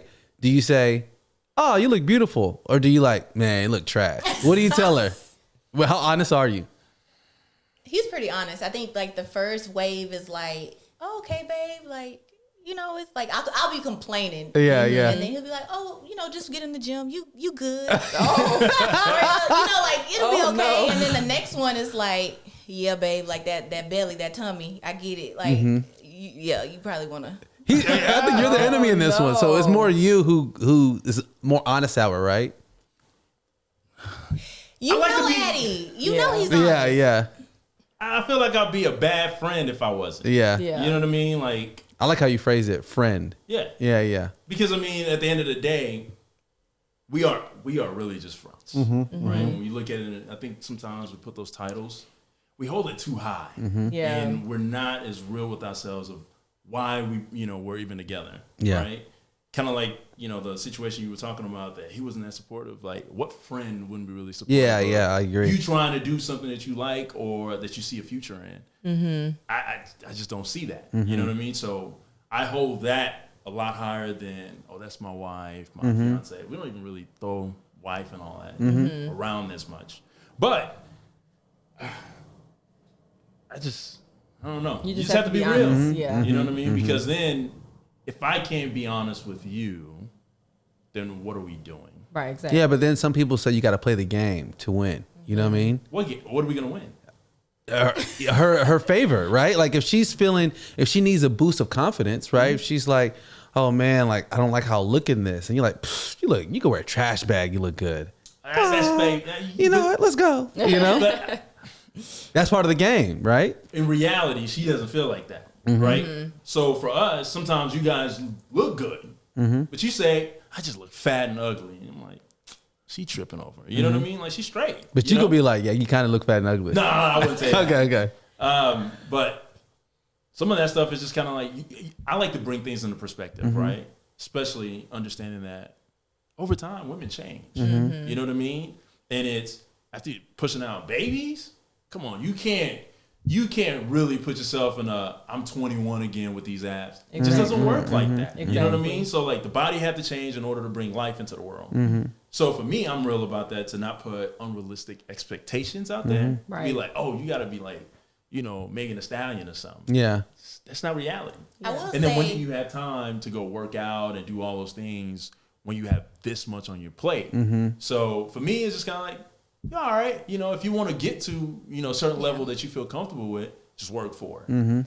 I would say that's what I was going to bring up, is that Addy's like very supportive. Like if I'm complaining about something, he tries to solution based. Yeah. That's they call it mansplaining. Oh my goodness. That's what they look at it as. Like we always, because women don't talk to get a solution. They want to talk through it. And then, if you're like, you should do this, you should do that. That's how we work. Like we need a solution to every problem, where women don't need a solution. They just need like uplifting or upliftment or anything like that, But that's what it's about though, right? Because optimism, you have to have that, because if you let too many negative thoughts get into your mind, it just drags you down. So when we're bringing solutions out, it's to take away the negativity that you currently have and install some optimism into, I can do this. It's one day at a time, right? So you take it one day at a time and you keep the optimism as much as possible. You got there's this comedian named Brendan Schaub, and he said that right after high school, he dated this girl, and he was super confident. Football, he's really a super cold athlete. And the girl was like, said something about his stomach, like, oh, look how your stomach pokes out in that shirt. And he's like, huh? He's like, yeah, your stomach. It looks weird. Da, da, da. Since then, now he's talking about 20 years later, he still has super insecurities about his stomach that he never had until that comment. So sometimes a one little comment could like create a new insecurity that you don't even know, that people suffer with, because, maybe he had those thoughts unconsciously, and then boom, she said it. Now it became real, and he can't get over it, Oh, shoot, I have that. Yeah, but he said he almost got to a point where he's getting surgery because he would work out his abs and do everything just to try to lose what he saw as like a little gut. Because she said, your little gut, like, making fun of it. It was cute. That was cute. Okay. But for him, he just couldn't get over it. And he said to this day, he suffers because of it. And he says it hasn't gone a day since that day that he hasn't thought about it. Really? Yeah. That's why I feel like men and women in different ways are really like delicate. Yeah. I think we do. We communicate a little bit differently. Like we had an incident, I wouldn't say incident, but something happened to us a couple of days ago where I just got a chemical peel. And so my skin is like falling off, disgusting. And finally, when it was done, I was like, oh, my skin looks so good. Because my skin has been giving me trouble like this whole entire year. So then I get out the shower. I'm like, whoa, my skin is glowing. I'm excited. And I go to him and I'm like, babe, look at my skin. It looks so good. He's like, oh yeah, it does look good. But you got like a blotch here, and you got like a little blotch there. I was like, blotch? What do you mean blotch? She's like, oh, like you got it's a little blotchy right there. And I was like, what are you talking about? And then he takes his finger, he's like touching my face, like you got a blotch here and like right there. And then I was like, okay. He's like, you can tell it's not like done healing, but it looks good. I'm like, okay, cool. And I walk away, and now I'm in the mirror like, what blotch? Yeah. Like, it created like a mini insecurity. But even me, like I got upset, but I had to remind myself like he's not intentionally making me upset. He's not over here trying to point out my flaws. He's just saying your skin looks great, but yeah, we still have a little bit more work to do. You know, so I had to remind myself, like, he's not over here trying to just like make me feel bad. He's not trying to create an insecurity in me. So then, you know, I forgot about it. And then, you know, on our way home, like at the end of the evening, after seeing him, 8 hours later, 9 hours later, he says it again. He's like, man, your skin looks so good. You see your skin? I'm looking in the mirror. I'm like, oh, yeah, that's good. You know, and then I said, you know what, babe, to be honest with you, what you said earlier, it did kind of hurt my feelings a little bit. And, you know, he apologized, you know, because he didn't know what he was saying. Well, he wasn't trying to hurt my feelings, but he was being honest. And I feel like we do have that in our relationship where we are honest. And sometimes it may hurt a little bit, but we're not trying to hurt. Yeah, we're not trying to intentionally hurt each other. We're just being honest. And like you said, without honesty, you don't really have anything, you know? Yeah, I stick to this day, you know, where if anybody's mad or upset, it's a misunderstanding. Yeah, it is. And some people are like, nah, no one intends to mess up your day. Unless you're a bully. Yeah, unless you're a bad person. Exactly. But if you know that person, like, cares about you and they just word something incorrectly or don't know how to really articulate something, don't get so upset so quickly. Exactly. You know what I mean? But in that case, I thought that's what she wanted, you know? Yeah. I feel like Mike's talking to me because he always tells me that all the time. Tells you what? Not to get so upset all the time. Like, because he'll say something and I'll take it to heart and then I'll tell him later, like, hey, my feelings were hurt or whatever. And then he's like, oh, you know, I'm sorry. I didn't mean, like, it came out wrong.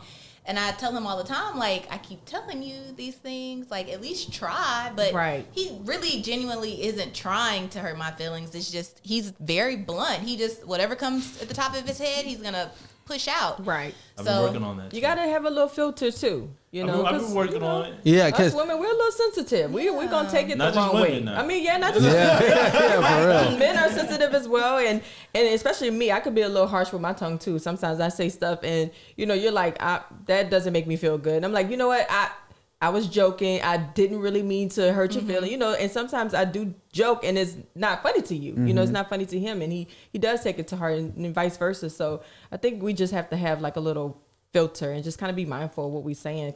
There's another conversation about love languages.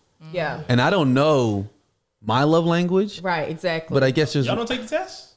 No, we should. It's online. You should. Yeah, no, everyone's telling like you should take this test. Yeah. You know, take because it often. Because they touch is one.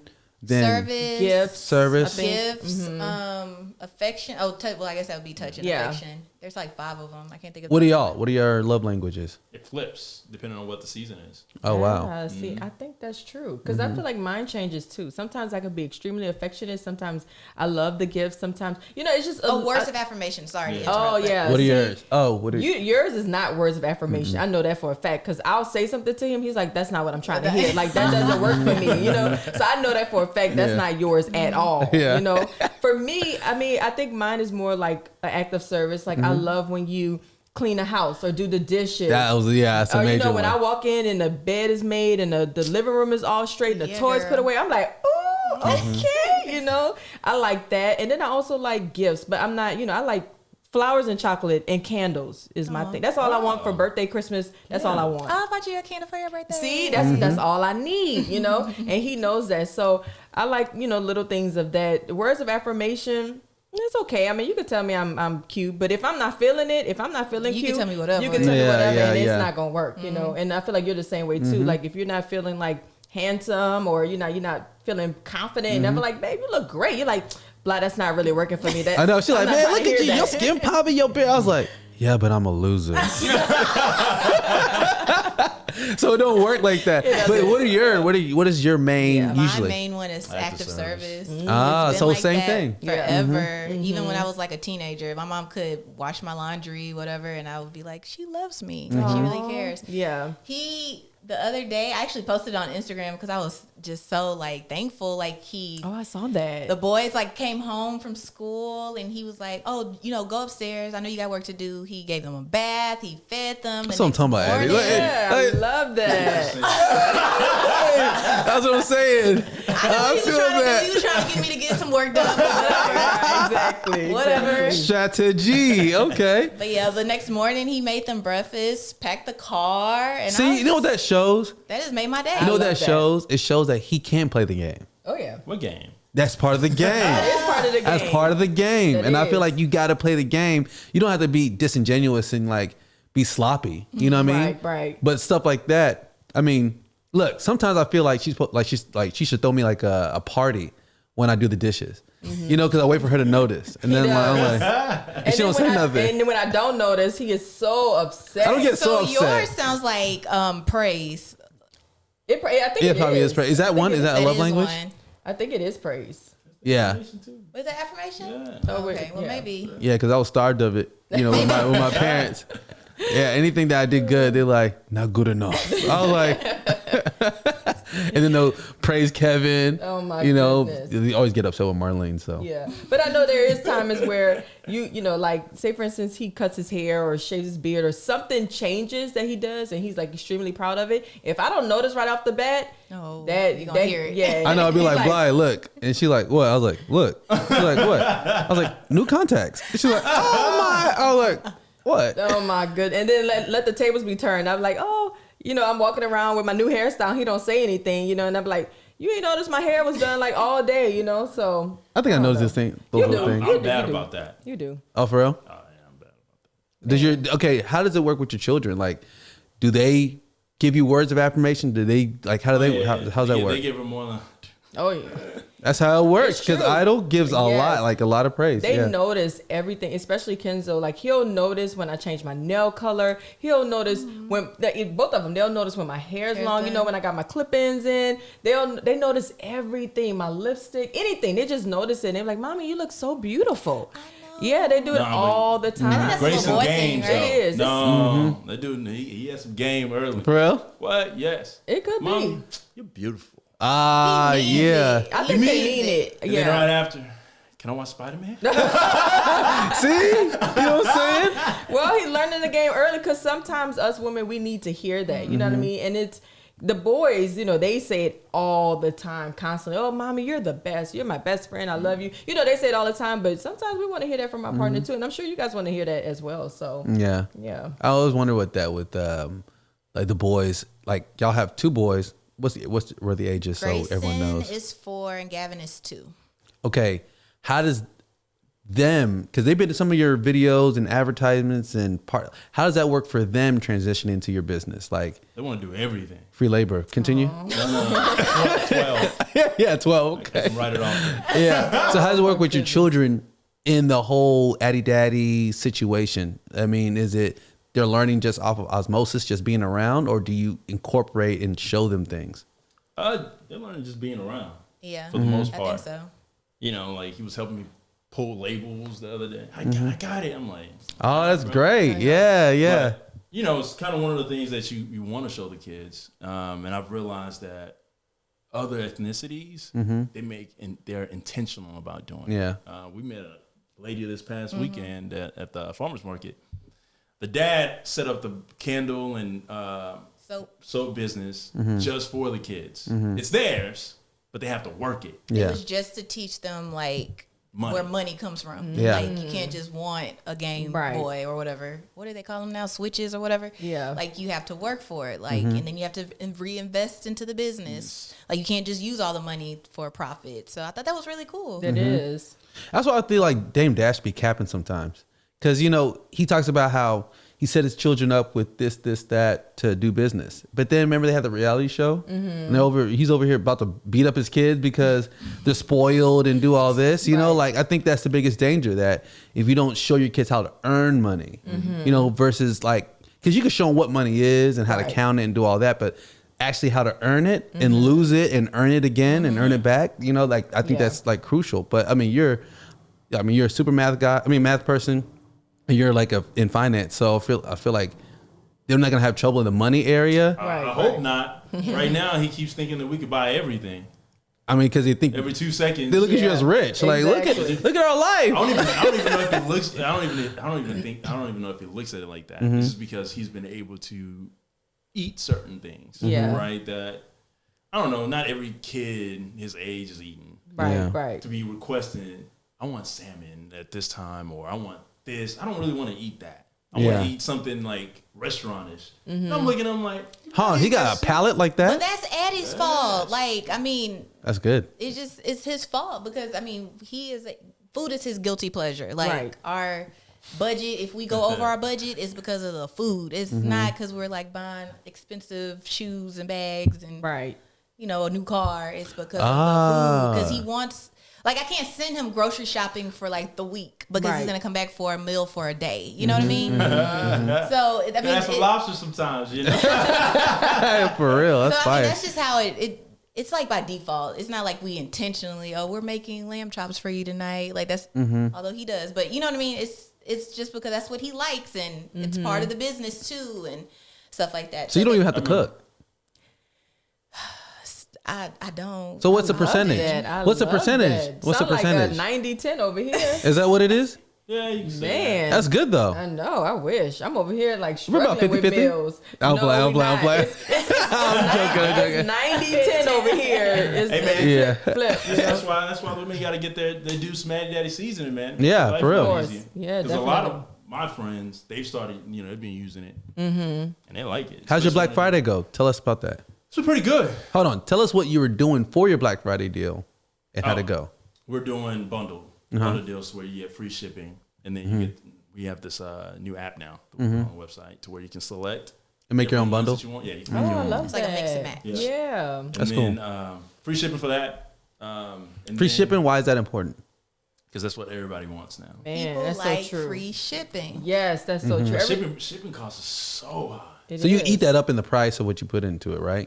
I mean, I don't even charge everything I'm supposed to because I know how shipping is to everybody. You know, the handling piece, I eat that. So how do you feel about? So did you feel like this was a good Black Friday compared to last year, or it gets better each year?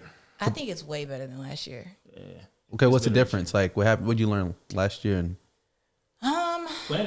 Planning for sure. I think last year was like a rush job. We weren't really necessarily like we did what we wanted. We didn't really look at what our customers would want. So I think this year we really focused on like what are our customers really buying, what they want.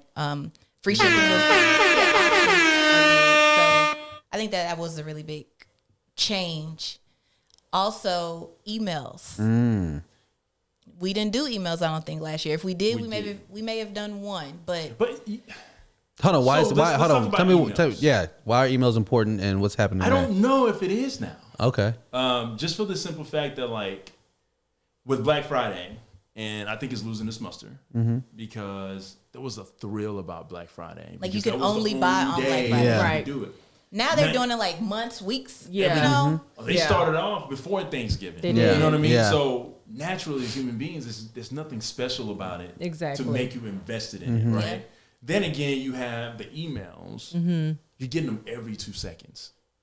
Right. You're naturally going to turn off from getting emails. Depends on who you are, because I think you look for those emails, I right? do. Like you look for those things for the deals. I do. So I think But that's because I'm an online shopper.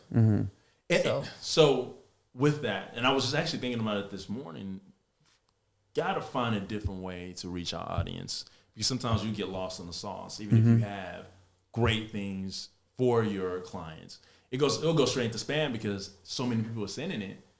Got Google automatically recognizing it's probably a promotional. Right. So I'm just gonna throw it in a spam, Yeah. but it could be a great thing. For example, we sent out a free cookbook. Yeah. Right? Probably made it in a whole bunch of people's spam, and they didn't get a chance to enjoy that. Because one of the things I wanted to get away from was I want to bombard you with a bunch of emails when I'm like selling you things. Yeah. I want to try and give you some things, either some pointers, some recipes, or just kind of update you on what we're doing. You know what I mean? I think those are beneficial. And kind of like, you know, the guy that you had put me on that says the weekly, you know, about the stock market, all those stuff. Those are important things that I would actually spend my time paying attention to. Right. But I've been seeing recently that people are like, man, I got to subscribe to all these companies because you get bombarded. Yeah. It's true. What the new way people are doing is text messaging. Yes. I think it's But going to go the even same way that, too. that's annoying to me too. I get at least 3 or 4 a day. and I don't even open them anymore. I see who they're coming from with company, and I just delete them. I'm like, this is too much, because they send it constantly, like every day, sometimes 2, 3, 4 times a day. So where I'm hitting like stop, like just stop with the text messages, because even that can get annoying too. Yeah, they're always trying to get me to pay bills, so I'm like, I'll be like erase, you know what I mean? Like, because I get those as your bill is due. Because sometimes people pride themselves on those like text messages. Like some people have like 1,000 text messages. Like, yeah, I'm a busy person. I'm like, no, you don't pay your bills, bro. Or read your text messages. Because like they have those threads. It's in those threads like, where they always hitting you up. No, mine's got to be cleared out. Yeah. So Christmas is coming up. Is there anything special y'all doing for that? I think we want to focus on sample packs, man. For like stuffers. I know it kind of sucks this year. Yeah. I think it kind of sucks this year that you can't have like a stocking stuffer. Yeah, exactly. I like that. That's fire. Because I think that's a great thing. And hot sauce. Oh, have you did it in a stocking? You know what I'm talking about? You know how they do the basket? That'd be kind of cute. Yeah, so you can, because I don't think people will bridge that as get a stocking stuffer. You have to put it in a stocking, right. Hang it on a on a chip, on a fireplace. Yeah. Well, I did a little, graphics from the last email. It was a stocking with the. Oh, so same thing. Yeah, here we go. Yeah, that's live. Okay. I thought you meant that would be the package. You get a stocking. I know That's what I'm talking about. I actually meant that. Yeah. Put it all into like as a bundle. Yeah, I think that'd be nice. That's really cute. Not trying to throw out any weird, ideas. No, I think it's really cute. So, okay, I know. Okay, the last podcast, which hasn't come out yet to where y'all could hear it, but I talked about Cholula. They just sold to McCormick $800 million. Yep. Wow. For hot sauce. What? $800 million. Yep. For sauce. I keep telling him the hot sauce is gonna make us rich. The hot sauce. That's where it's Game at. changer. Every year. Like there's people that when we do the farmers market, that they come to the farmers market just to get the hot sauce, and then 4 bottles at one time. Wow. So what is it about your hot sauce that's different though? I just think that it doesn't overpower whatever you have, right? So it actually adds flavor rather than you just get this whole hot and vinegar taste to it. It just adds a different element to where you're enjoying it and you don't look like, for example, let's say Bly made you a really bomb meal, right? You just need a little bit of extra heat to it. It doesn't take away what what you like to call it, the care that she put into it. Yeah. So now you get to add a little extra in there, and it just boosts, enhances it to fit your palate and say, oh, I got the heat that I'm looking for, and it has great flavor. Plus, I can taste what was already made as well too. Yeah, people think I work. People think I work for your company. Really? Some people are like, "Are you sponsored? Do you sponsor them?" And I was like, "No, I just really love the stuff." Because the hot sauce, I always talk about, like chicken, fried chicken. I cannot eat it without the hot sauce. Yeah, you put the hot sauce on everything. Yeah, it would be it'd be like a supportive thing, right? Like to just keep buying your hot sauce just to support. But no, we really be running out every week and a half. I'm like, I really use this. And when you do the new iterations of the hot sauce, that goes too, because put them on them tacos, because it's such a we got that joy. That flavor, it's just different. And I feel like that's not what's out there. Who's the one with the Tabasco? They created their own particular flavor profile. Right. I feel like yours is a flavor profile that's different than what's out there, So, because, there's a million hot sauces. Oh, there's a ton. But it's a lot about how you brand it. You know what I mean? Like the color, does it reel you in? The taste, I think is probably most important, but you can't even get to that without even being attracted to it first. Right. Exactly. But you feel like that's sauce is too hot sometimes to where it burns your mouth. You can't enjoy it. Ghost pepper or stuff, Yeah. So for me, just being from Louisiana, I like hot sauce, but I don't want it to be too hot to where I can't enjoy the rest of my food. Yeah. So I feel like what you have is just perfect. It's hot, but it's not too hot. Yeah, it's not and I feel like that's done purposely. You know what I mean? Yeah. Because there is a taste that you want, but you don't want it to be overpowering where you don't enjoy the food. Exactly. And that's why I created it. I was having a po' boy. Okay, po' boy. Here we go. Not a poor boy, a po' boy. And I tasted the shrimp before I put the hot sauce on there, and I was like, man, this has some great flavor. And I put the hot sauce on there because that's like a tradition. Ever since going to New Orleans, you got to put the hot sauce on there. Got to. And I ate it, and I was like, this just ruined the meal. Yeah. Because I tasted what it was like before. And then I put this hot sauce on there. I'm just kind of like, all I taste is vinegar now. Yeah. Right. So that next weekend, I went home. Yeah, he literally came back. It was like, I'm gonna make hot sauce. I love it. That's how you tinker, though. That's awesome. how, man. That's crazy. Because no one's in this lane right now, listen, Right. like that we know of. Yeah. You know, so if you do see someone come out, they know who you're copying. You know what I mean? So before we kind of wrap, I think you had some questions. Let's see if there's any interesting ones. So I kind of pull out the have hat. some questions. So for like Michael and I, we always talk about these quote unquote like rules of marriage. Like we don't know if there are like real rules of marriage. Like let's say for instance he's out with the boys and he comes home at 4 o'clock in the morning. Yeah. Like is that if for me should I be like no, that's a little unacceptable. You need to be home by like 1, 2 o'clock in the morning. Like is that a rule? Did I make that up? Because I never really heard that before. Or is that how I'm raised? Like do you guys know of any rules, or do you guys have any rules in your marriage that are like not like real rules, I guess? Yeah, like unspoken. Unspoken, yeah. Like, Do you have any rules? I don't think so. 'Cause I'm kind of free. I'm a free baller. I be getting in trouble. he be getting in trouble. Because, you know, when like I remember when we all went out, and by we, I'm talking me and Addy with our frat brothers. And, you know, usually if I'm in a conversation, I don't break away.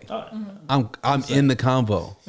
So when she's thinking, I was like, hey, I'm going to be home about 12:30, 1 o'clock. You know, when it's 12:30, 1 o'clock and I'm still deep in the convo, she's expecting hey, guess what? I'm a little bit delayed. I'll be home at this time. Exactly. But I just continue going until the end. Now it's 3 o'clock. And I'm like, I know I'm in trouble again.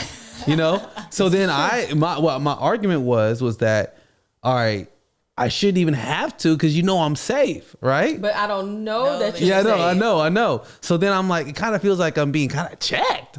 You know what I'm saying? He's like, you know, if I wanted to be, you know, if I wanted to marry my mom, you know, I'll still be staying at home. No.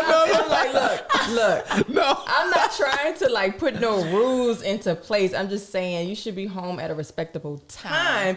I feel like 4 o'clock is a little late because I know for me, if I'm out with the girls, I'm not coming home at 4 o'clock in the morning. Only because I respect what we have going on. I'm gonna be home before midnight. You know what I mean? I'm not gonna be coming home 2, 3, 4, 5 o'clock in the morning, especially when I know I have to get up and take care of business. Stumbling in the house, all drinking high. He's like, whoa, what are you doing? I think there's some exceptions, right? Right. Because, you know, hey, we're married now, so we don't get a chance to do it often. Right, exactly. But then when we do, you know what I mean? We should be able to just do. That's true. This is true. Okay. So, like, for example, If you're my cousin came into town, right? Hey, he's African. You don't come back home till the sun comes up. You know what I mean? So I'm not about to leave him out there. He came into town, so I'm gonna kick it with him. Okay. So for me, I should, you know, just give a heads up. I'm bad about that. And he is too, and that's all I want. I'm like, you could come home at 4 in the morning, but let me know. Like, hit me up and say, hey, I'm still out with the boys. Let me know that you're safe. I know, but They locked me out. Oh, see, but I need to do that then. tell me. You're gonna wake up because I'm gonna bang on that door. But it's to me, I don't know if, again, you know, a guy named Ryan Holiday, he wrote this book called Ego is the Enemy, you know, and ego sometimes comes into play there where, you know, if I got to stop the convo, like, hey, hold on real quick, let me text real quick. They're like, oh, yo, you're texting your wife. Your boy about to get in trouble, man. You better go home, bro. And I'm like, you know, and it makes me feel. But that's why you hang out with married men. Exactly. Like, don't be hanging out with your single friends. Oh, they're married. They just ain't right, you know? And that's where you should be hanging out with somebody that ain't right. Because I feel like all the married men, if you feel that way, all of them feel the exact same way. Like, damn, I know my wife going to be pissed off at me. So no single friends? Is that like a rule? Not necessarily, but just, I mean, people that I feel like you hang out with people that. Jesus hung out with sinners. It's all right. Oh, gosh.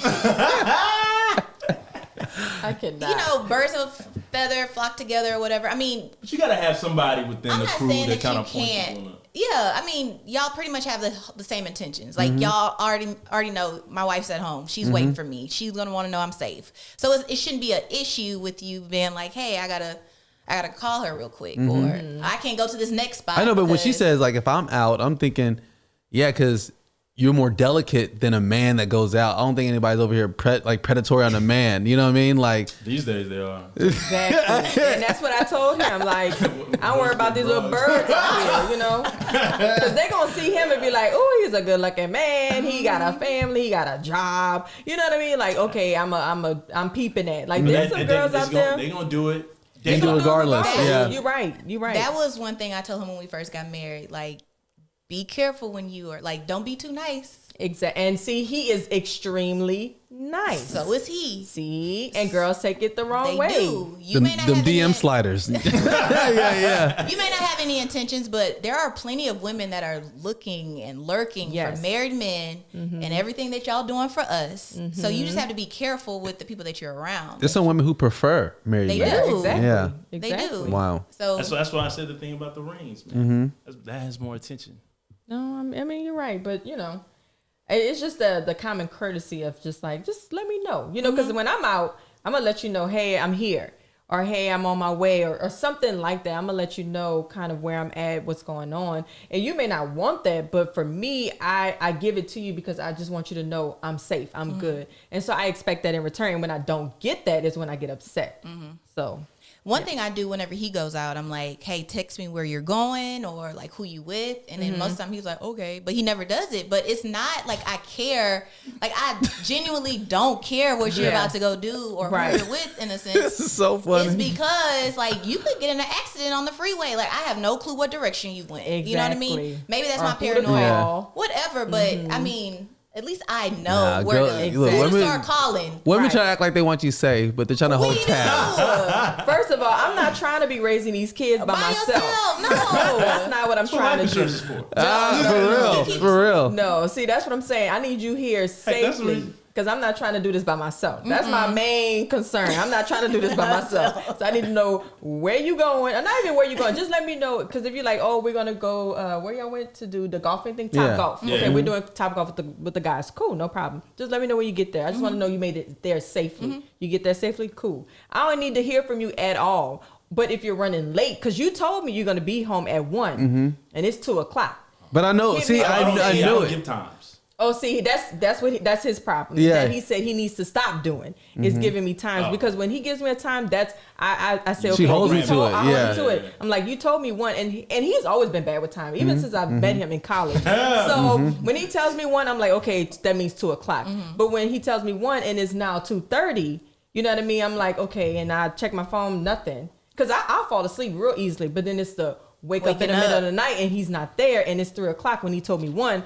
I'm like, okay, hey, or is everything good? You know? Yeah. And then that's when he texts me, oh yeah, I'm still here. Okay, cool.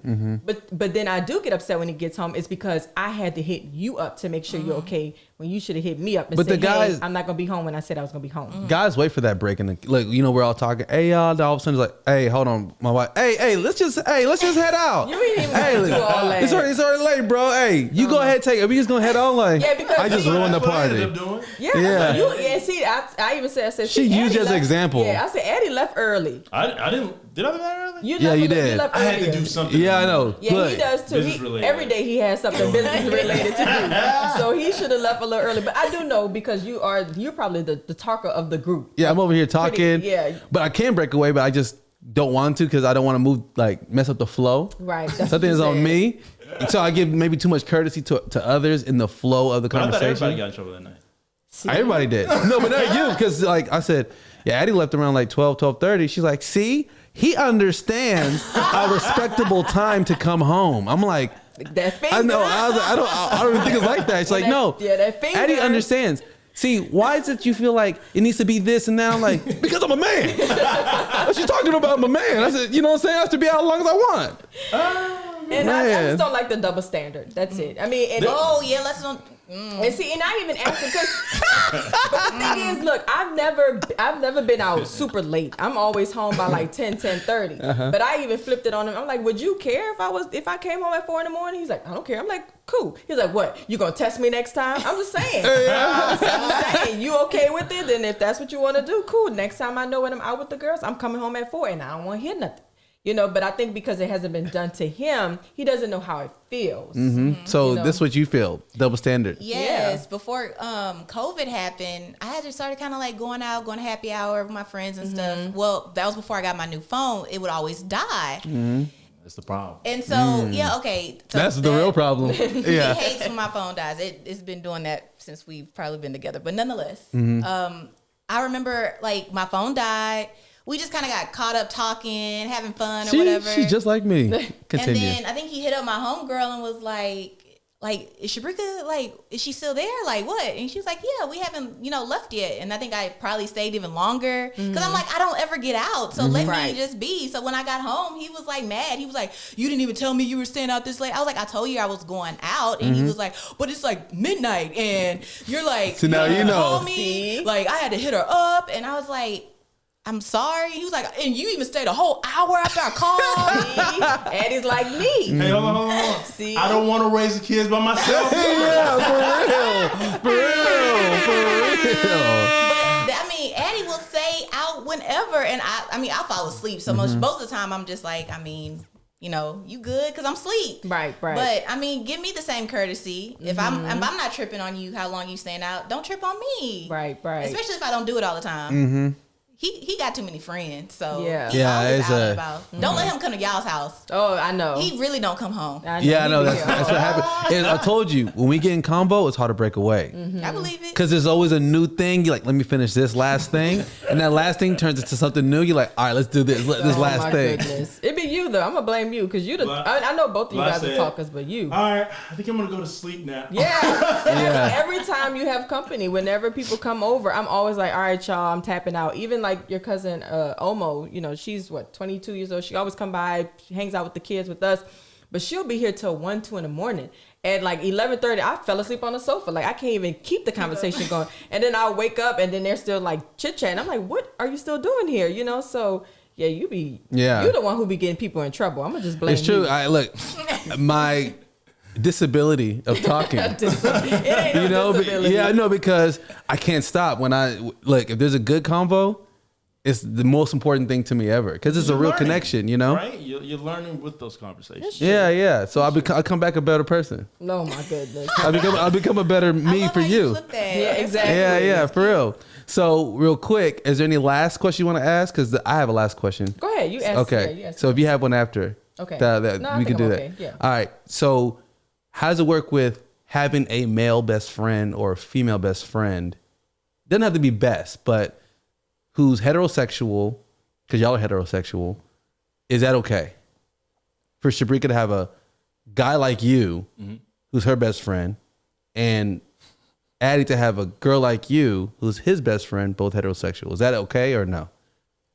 Well, we're each other's best friends first. Oh, come on now. Okay. But when I first met Addy, he had a ton of female friends, and I mean, he lost them all because of you. And that's how it should be. But I mean, he introduced me to them. So that's like the key, right? Oh, that's the key. You hear that? Yeah, Okay, yeah. Keep going. I like But you this. know all of his. I like where this is going. Come on. But he introduced me to his friends. So like, if he'd be on the phone with one of them, I'm like, oh, who you talk to? Actually, I wouldn't even ask. He would just get off the phone and maybe tell me whatever. I felt comfortable with it. So I don't think it's an issue for me at all. Because how I feel about it, and just from, I guess, like past experiences, you can't keep a person from cheating. You know what I mean? Right. So it doesn't matter who they're with, in a sense. It's about them, like their integrity as a whole. Yeah. You know what I mean? Yeah. So it doesn't matter if he has a friend at work or a friend from before or best I got friend. tons of work wives. Work wives. Look at that. Lord. How do you feel about that? I know Addy, so I don't even care because he's just so friendly. Yeah. You know what I mean? So it's just kind of like whatever. But He walks in like, oh, Addy. Giving them snacks and muffins. It's like, wow. goodness. That's crazy. That's so funny. But yeah, I feel that I can trust him enough to like have a quote unquote work wife or friends, and I think that Could she have a work husband, bro? no, I do not. You have a work husband? I do not. Look. I cannot. Addy, that's the Hold on. the Is double there a difference between a standard. work husband and a work boo? It's the same Yeah. thing. Because husband will be more of the guy that you kind of like y'all just talk all the time. Yeah. Like one of those things. Like, But I think if you got a work boo, you need to be like, okay, then that's worse. Okay, tripping. yeah. You're probably smashing that. Oh no. yeah, you need to question that. Oh my goodness. Yeah. For us, I don't have any male friends besides like my coworkers. And Michael came with a lot of female friends, obviously, because he's so friendly. But they all came from college. Which is true. And which is true. So I don't have any problem with the female friends. But he doesn't like to mix his female friends with his wife. And so he would hang out with them, but not tell me, or he won't invite me. And I always felt like, if you have a great female friend and you have a great wife, why wouldn't you want us to meet? Yeah, and hang out. So, because then you may take them away. And that's what happened. When the worlds collide. That's what happened. So he did. There was one girl who he would go out to lunch with all the time, and she confided in him with her relationship issues or whatever, and they were really cool. But I kept hearing this girl's name, and I'm like, why haven't I met her yet? If she's this cool and I'm cool, I'm easy to get along with, why haven't we met? And so finally, I told him about it, and he told her about it, and she was like, you know what? Okay, cool. I'm gonna hang out with Bly. So we met, and we were cool, but it didn't click. So after maybe like 2 or 3 times, I was like, okay, she's cool, whatever. But now she's like attached to me, and she has completely like kicked abandoned Michael to 100%. Oh, yes. So they're not. I mean, they're cool, obviously, but they're not like how they used to be. How We're it not used to be. friends. We're more acquaintances. You see what I'm Yeah. saying? And then they're friends. So if there's like an invitation somewhere, she'll hit a lets me Bly. know. Yeah, she lets me know. And so that was the issue why he didn't want me to meet his girlfriends in the beginning. Even crazier is that this particular young lady on her stories was doing something like making the German chocolate cake top, where I was like, ooh, that looks so good. She said, I know, it's Bly's favorite. I'm like, Wait, what? yeah, I know. So I was like, yeah, it's Bly's favorite. I was like, it's my favorite too. Wait, okay, so But I you did don't know see it, that. you know? I did see that she made it, and I did comment that is my favorite, but I didn't know she told you that. Yeah, so I was like, woo. Wait. And then she's like, that's Bly's favorite, whatever. I was like, it's mine too, though. God. So I was we like, you both don't know do that love anymore. German chocolate cake, but I did see her making. I did say, "Oh my God, that's my favorite cake." So maybe she used that as ammo. Like, yeah, I really do know your wife. Like, we really Yeah, and I are was like, cool. you don't know me at all? I like that just as much. So yeah, that was like kind of it wasn't an issue, but that did, it was just kind of like when the two worlds collide, it did have you feeling some type of way, because you were like, see, this is why I didn't want to introduce you, but you were like, I knew this would happen, by me introducing you to my girlfriends. Now y'all are all buddy, and it wasn't every single case, because I've met a few of your other girlfriends who we are really cool, not really cool, but we're cool, and when we see each other, it's all love.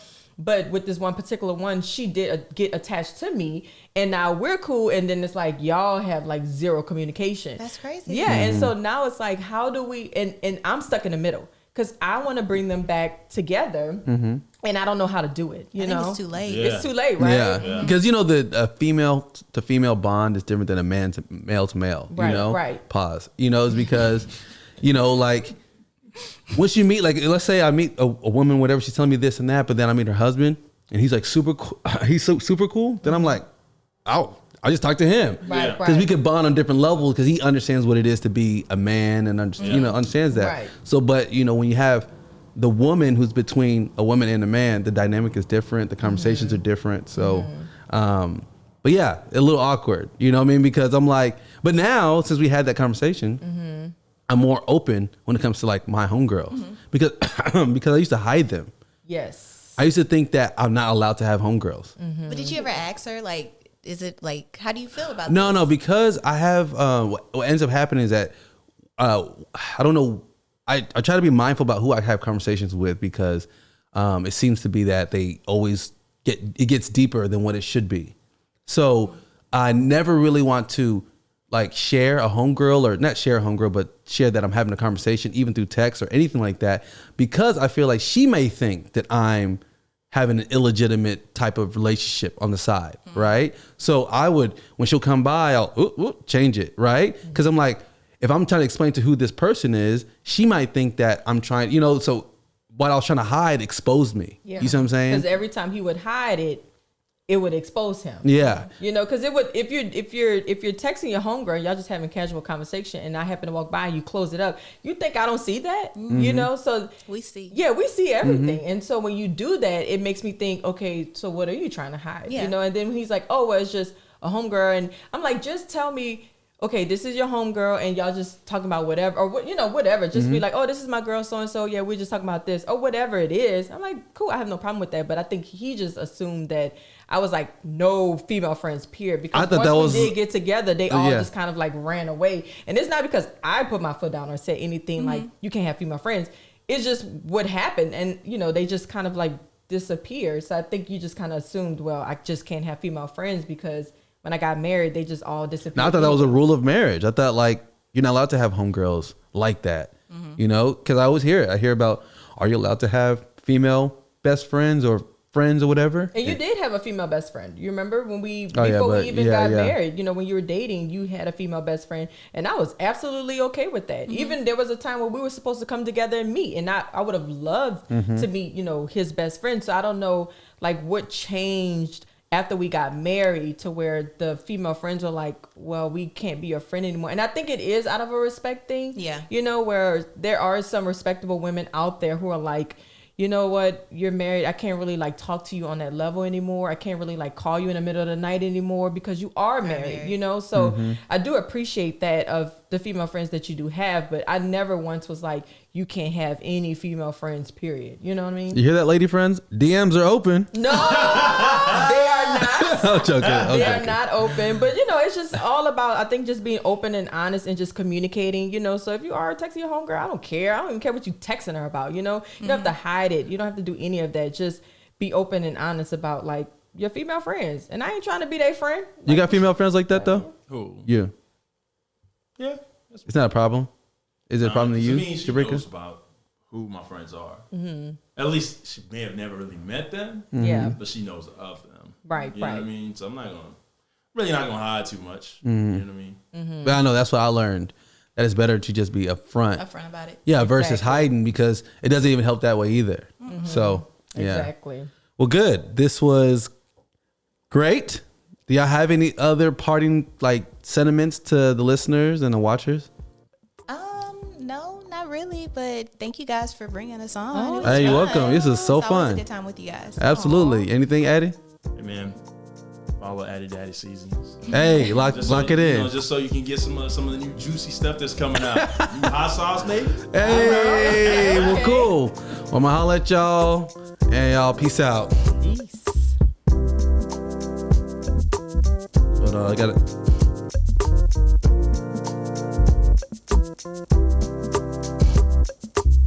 I hope you ate a lot of turkey. Have fun and be merry. Peace.